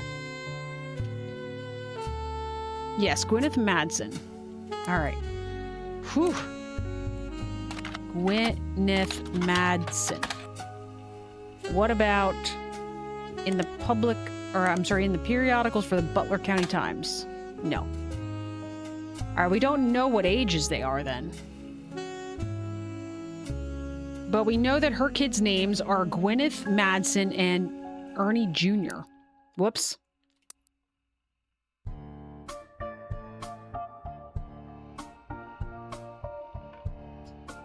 The notorious Montjoys. Eunice and Pip, Gittins, Valerie and Dermot, Mia Fothergill, and Nigel Bunyan. Is this just explaining to you how family trees work? I didn't mean to back up this far, but like... Tales of Suspense. Okay. I need to add a note.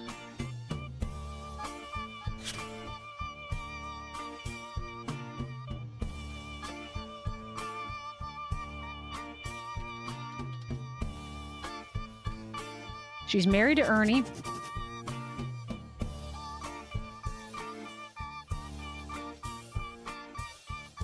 I do not like this song. All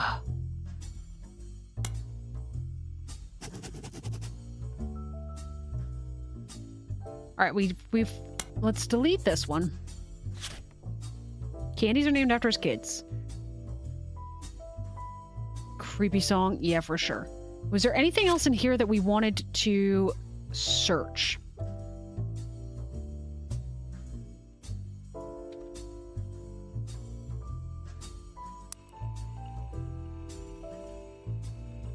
The Sweet History of Candy. Let's check the public library. Oh, I don't have a...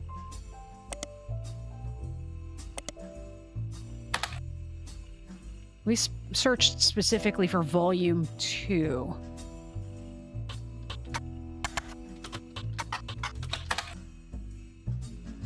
Nope.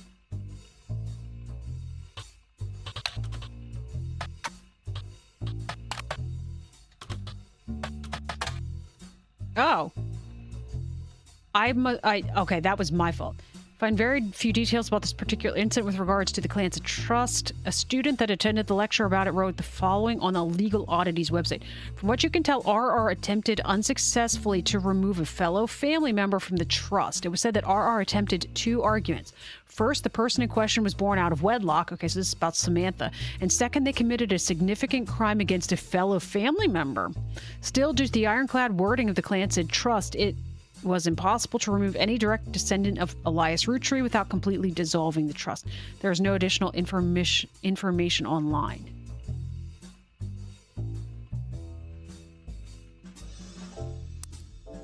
Do we have an RR already established? Clancy Jr., Elias, Edward, Gwyn, Miracle, or that's Elias M. The Sweet History of Candy, yes. Good pun.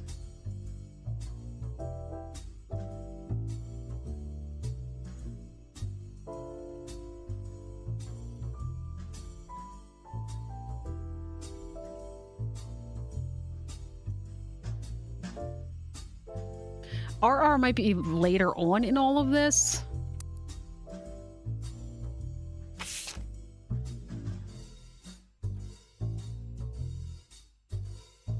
So we, of course, have Riley and Raina, which are those root trees. We have Robert and Ronald, and we searched for both of those. I just don't know where they belong necessarily on the family tree. What was I just looking at before this?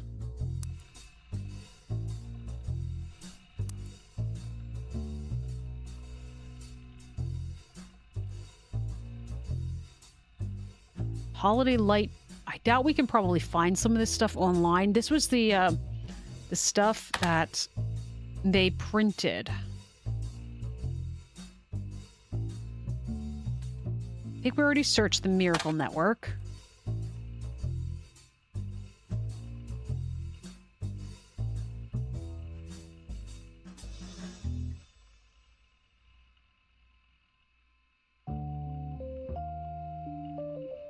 Yeah, we've already read all of that. It's just making sure. Roottree Motors, coupon flyers.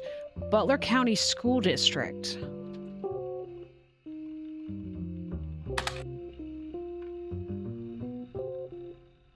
Butler Summer Theater.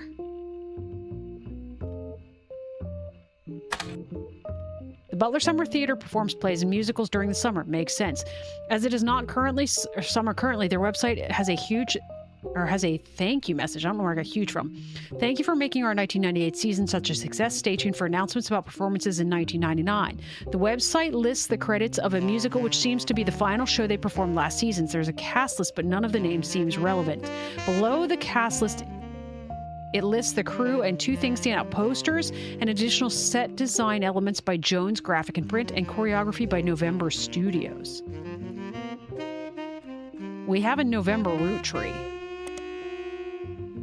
A local dance school. They advertise sessions for ballet and jazz classes. There's hardly any other... Correct me if I'm wrong. Wasn't it on a list of evident or the names?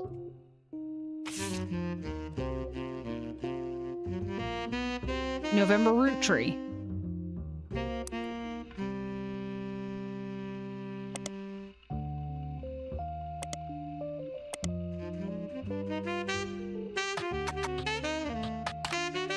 I don't think we have to search for it in... No. Okay. Where was I here? It was in my notes.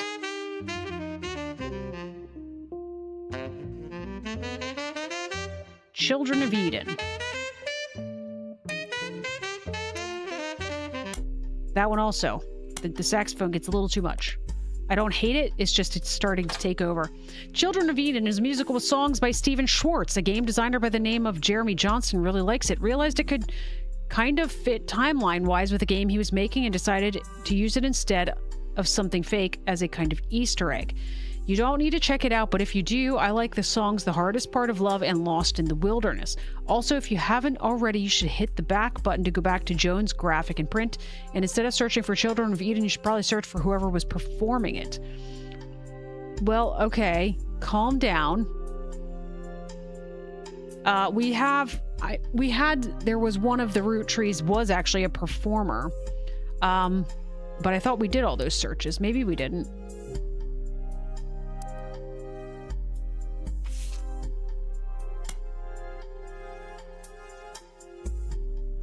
Let's see.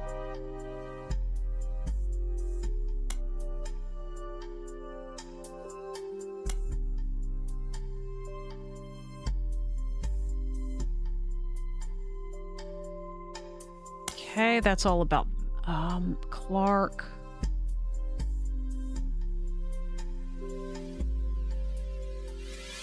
There was somewhere there was a mention. We never did write this down either.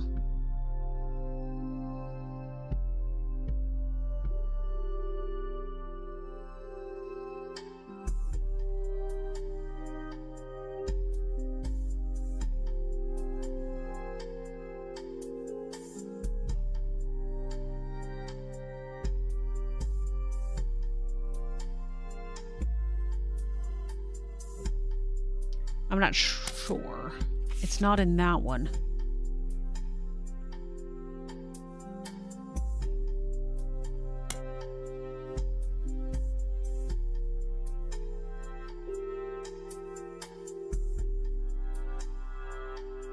His sister seems to be doing a good job at raising her twins.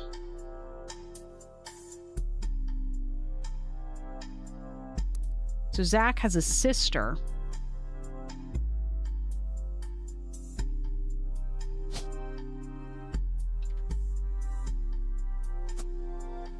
Morden. Angelica, Carolyn, and Gwendolyn.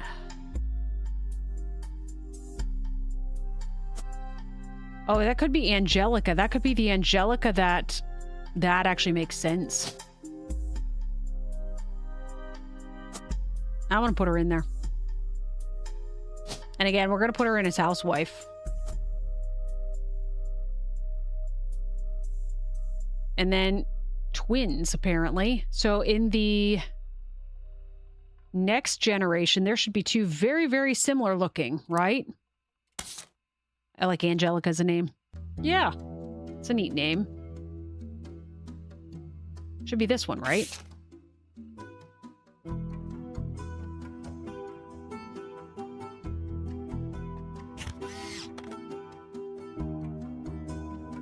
Oh, hey, look, this says Eli.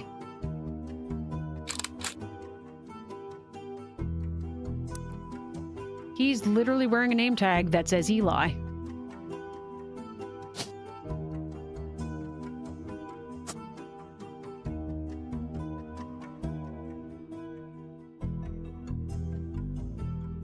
And then...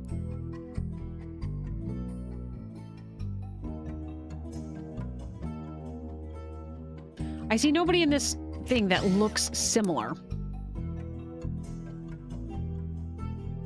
Oh, because it would have been the next generation. We don't have a photo of the next generation, do we? Because it's here. We were looking at this level, and these should be the twins.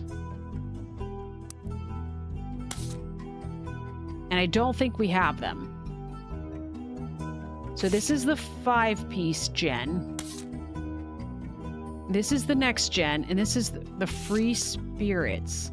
So it would be one generation after the free spirits.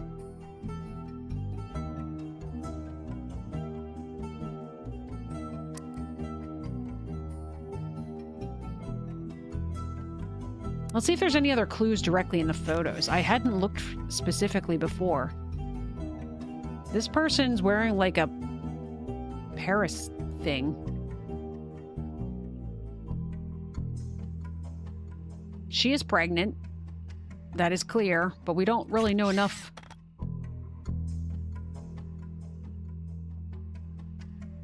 Like, there's not a date on this that tells us necessarily when this was taken. Are there any clues in here other than that?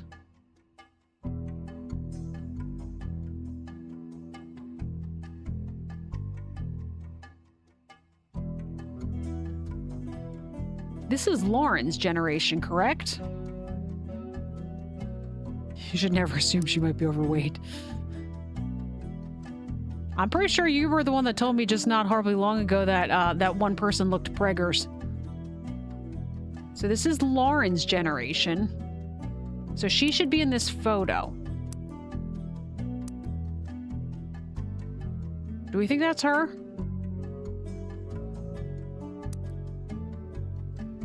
It's the most likely one. Except that her hair is the opposite. She's not wearing her hair the same way. This one's wearing her hair the same way. But that doesn't look as much like her.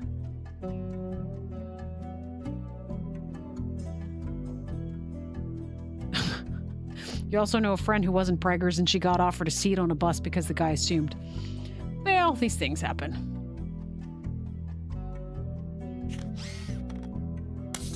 All right, guys. I think that's probably going to have to be it for this evening. I need to get outside and get my little fur ball walked. Plus, I suspect my husband will be home soon. And so, I don't have enough information about some more of this stuff, but I am interested to keep going. Hopefully you guys are as well. That's right, we haven't locked in Carl Roottree yet because we still haven't selected an occupation for him. Is he president fourth? It didn't necessarily lock him in. I'm not sure. But we know that it skipped the generation of the 5-piece. So he was president first, Elias, and then Zach would have been president second, presumably. But we just put his name in. So hopefully we can figure out...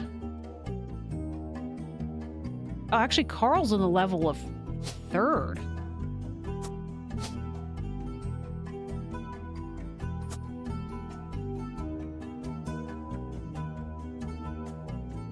I don't know for sure, though. And without it locking in and us actually knowing, I have no idea. You're getting drawn in. Thank you, Mrs. Hawk. Have a lovely evening. Yes, you are very welcome.